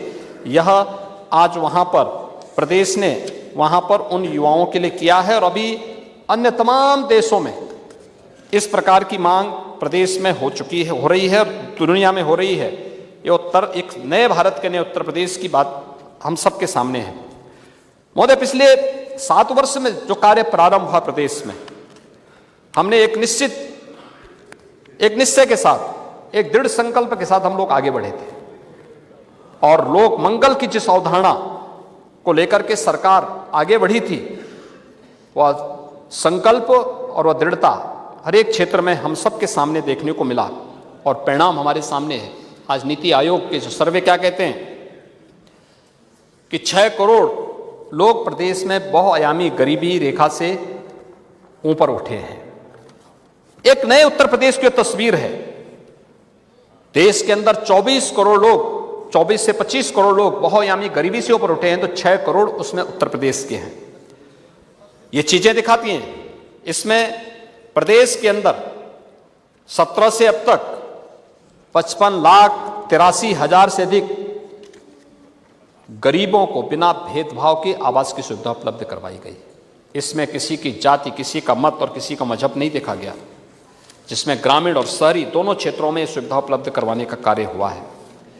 सामाजिक सुरक्षा में वृद्धावस्था पेंशन 55 लाख वृद्धजनों को इस सुविधा का लाभ दिया जा रहा है। 11 लाख दिव्यांगजनों को 1,000 रुपये पेंशन की सुविधा का लाभ उपलब्ध कराया जा रहा है। इसके अलावा 1 करोड़ 75 लाख से अधिक जो परिवार हैं उज्ज्वला योजना से आच्छादित हुए हैं और उनको दीपावली और होली में प्रदेश सरकार फ्री में रसोई गैस का सिलेंडर भी उपलब्ध करवा रही है। महोदय, ये सुविधाएं पूरे देश के अंदर जिस रूप में आगे बढ़ाया गया है वह आज हम सबके सामने है और आज इसी का परिणाम है कि प्रदेश ने ODF और ODF प्लस के लक्ष्य को सफलतापूर्वक प्राप्त करते हुए देश के अंदर एक स्थान बनाया है। प्रधानमंत्री स्वामित्व योजना में जहां पर जिसका आवास है उसी गांव में उसे स्वामित्व का लाभ मिलेगा। इस कार्रवाई को हम लोगों ने प्रदेश के अंदर भी प्रधानमंत्री स्वामित्व योजना में अब तक हम लोग प्रदेश के अंदर 90,866 गांवों में ड्रोन सर्वेक्षण का कार्य पूरा कर चुके हैं।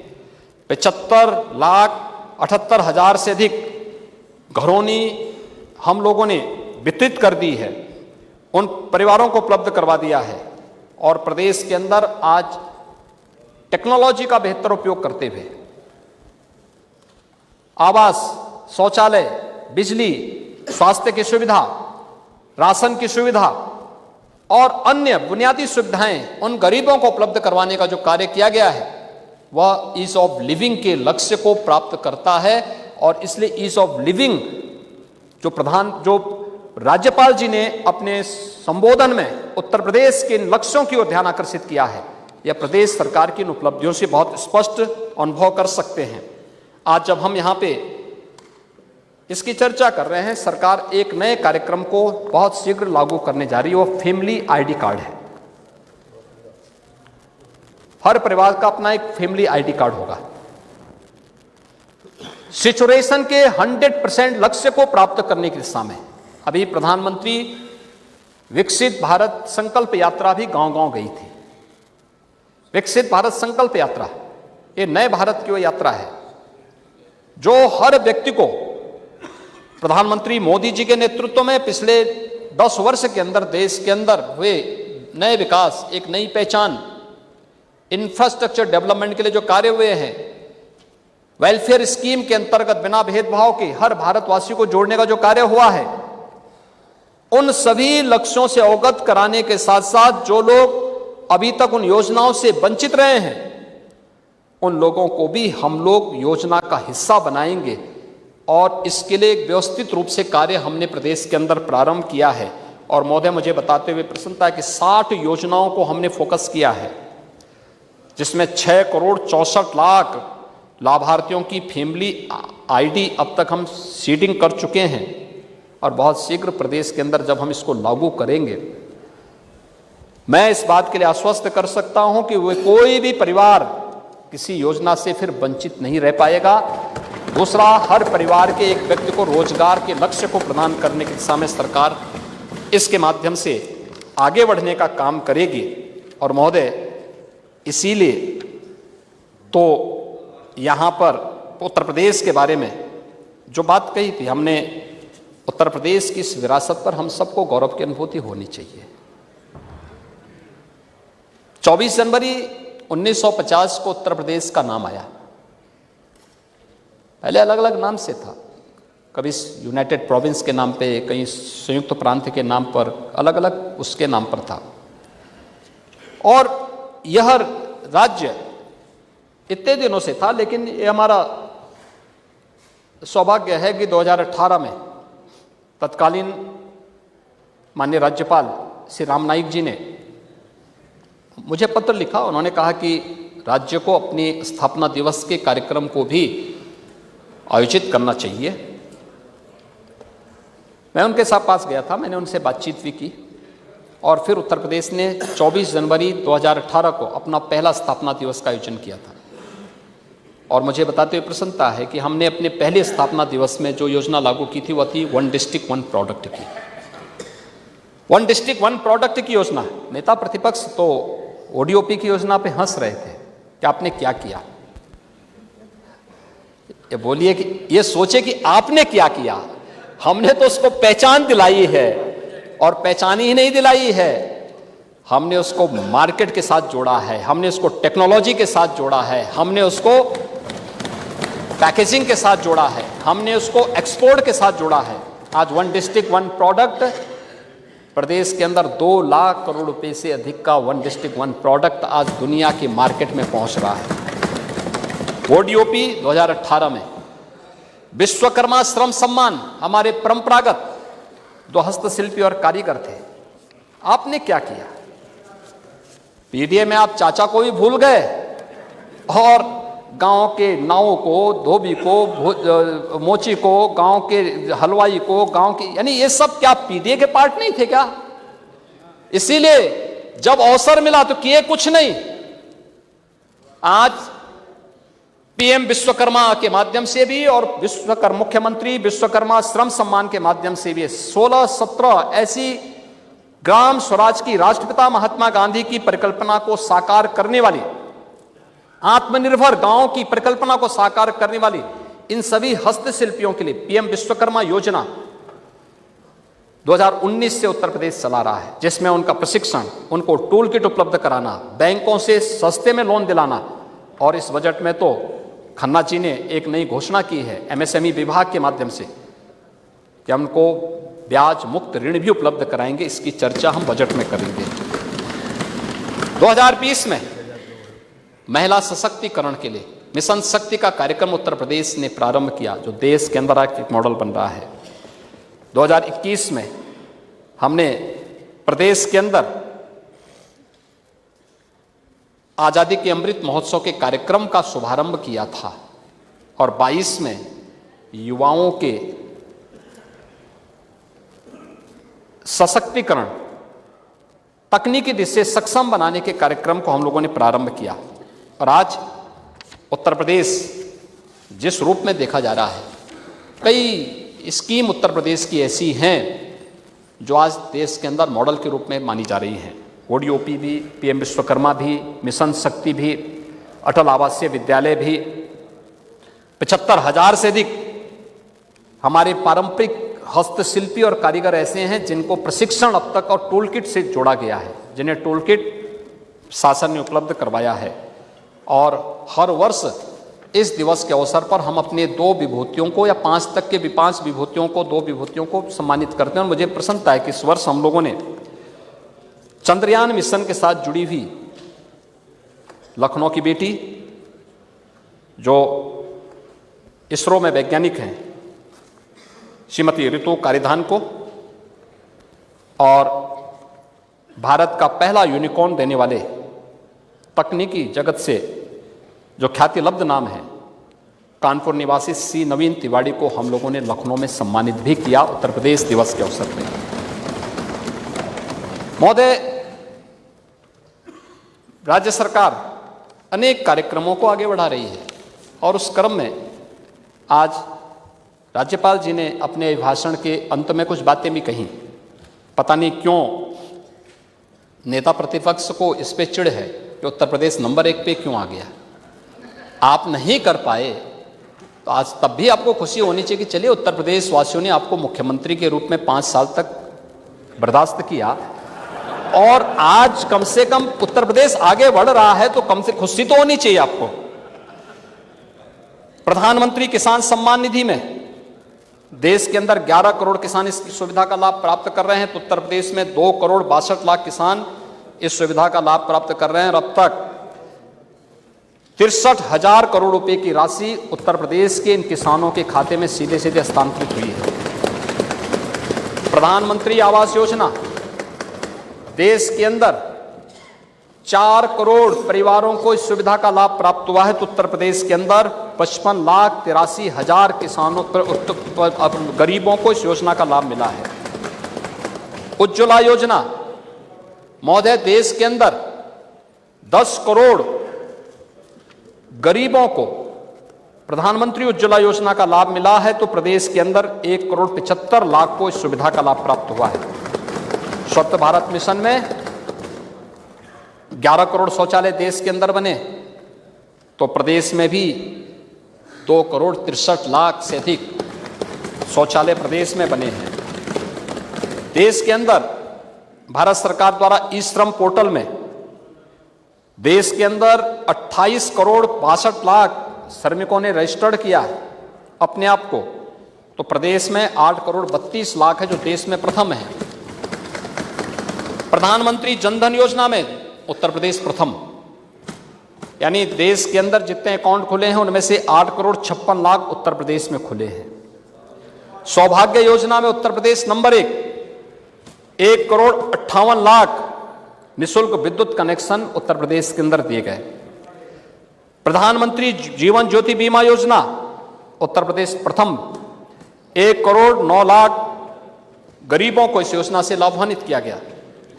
पीएम स्वनिधि योजना देश के अंदर प्रथम, इसमें उत्तर प्रदेश के अंदर 17,33,132 स्ट्रीट वेंडर को अब तक इस योजना से आच्छादित किया गया है।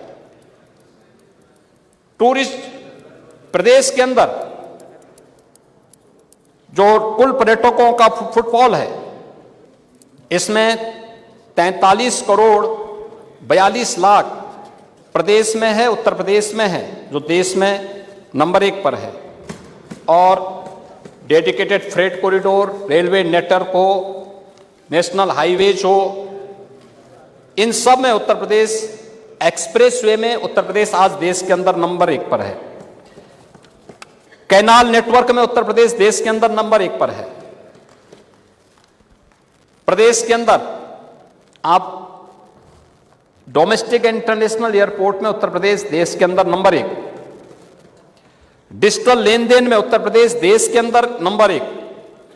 गन्ना, चीनी, खाद्यान्न, आलू, हरी मटर, आम, दुग्ध और तिलहन उत्पादन में भी उत्तर प्रदेश देश में नंबर 1 पर है। डीबीटी के भुगतान में देश के अंदर नंबर 1। एमएसएमई उद्यम प्रोत्साहन और उनकी स्थापना में नंबर 1। अटल पेंशन योजना नंबर 1। ई टेंडरिंग प्रणाली में परफॉर्मेंस में उत्तर प्रदेश देश में नंबर 1। जेम पोर्टल से खरीदारी करने में भी उत्तर प्रदेश नंबर 1। ई संजीवनी पोर्टल में मरीजों के इलाज में उत्तर प्रदेश नंबर 1। और प्रदेश के अन्य तमाम उसमें भी उत्तर प्रदेश, चाहे वह ईज ऑफ डूइंग बिजनेस में अचीवर स्टेट के रूप में, सहकारिता विभाग की Skoch order of merit gold award में उत्तर प्रदेश को प्राप्त होता है। ग्राम्य विकास विभाग की कन्वर्जेंस में प्रथम पुरस्कार, ईज ऑफ डूइंग बिजनेस में, लॉजिस्टिक की सुलभता रैंकिंग में उत्तर प्रदेश को अचीवर श्रेणी में स्थान मिला है। देश की पहली रैपिड रेल भी उत्तर प्रदेश के अंदर चली है। और उत्तर प्रदेश देश में ऐसा पहला राज्य है जहां सोलर चरखे से उत्पादित खादी को भी मान्यता देकर के सोलर चरखा बुनकरों को निःशुल्क उपलब्ध करवाने का कार्य हुआ है।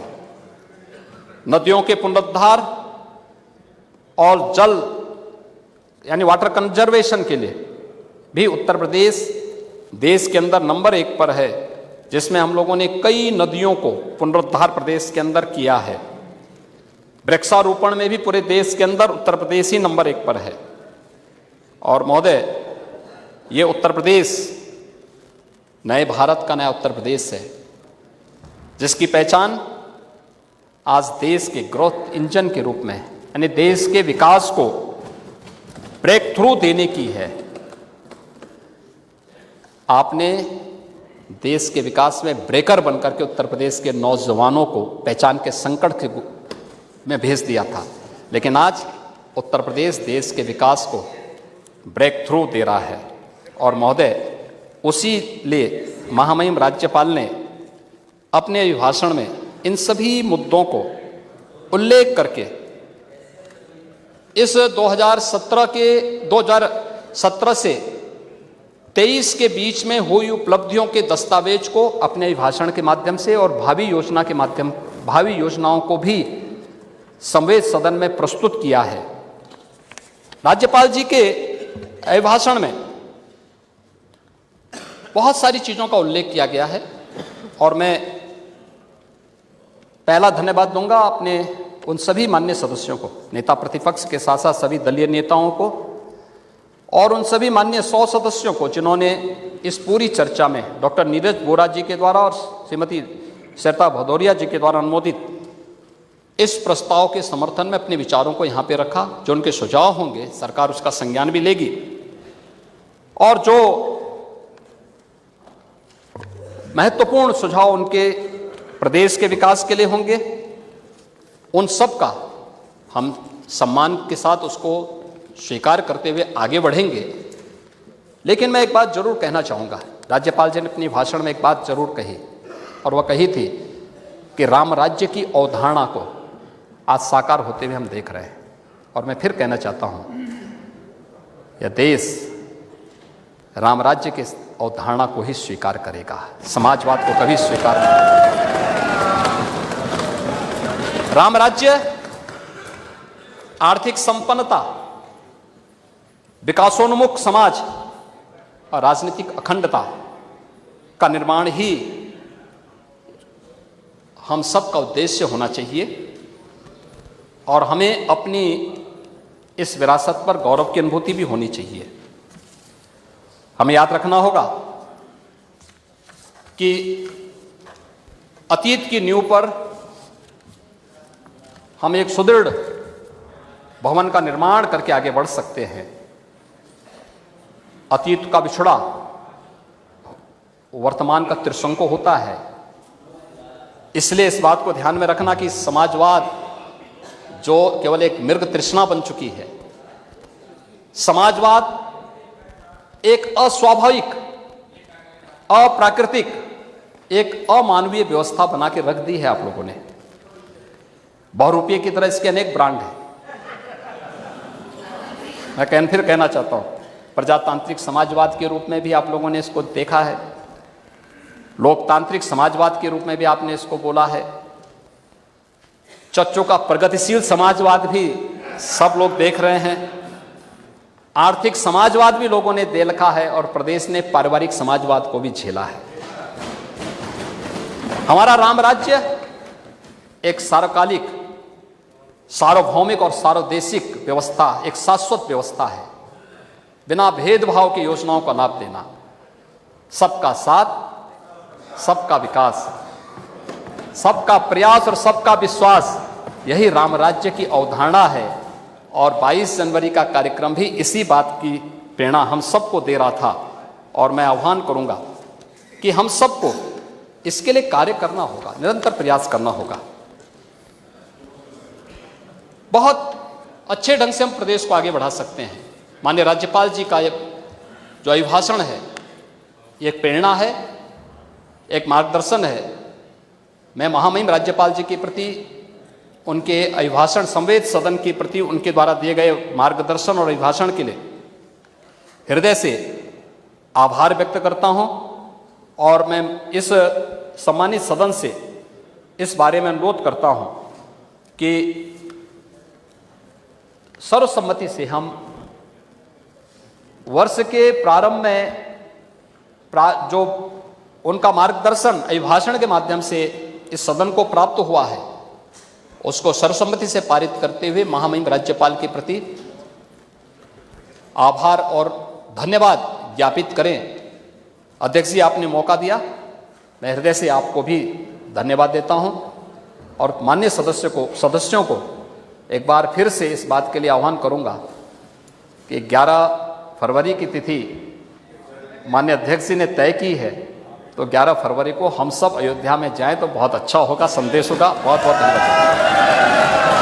श्री नीरज वोरा और जिसका अनुमोदन श्रीमती सरिता भदौरिया जी ने किया था,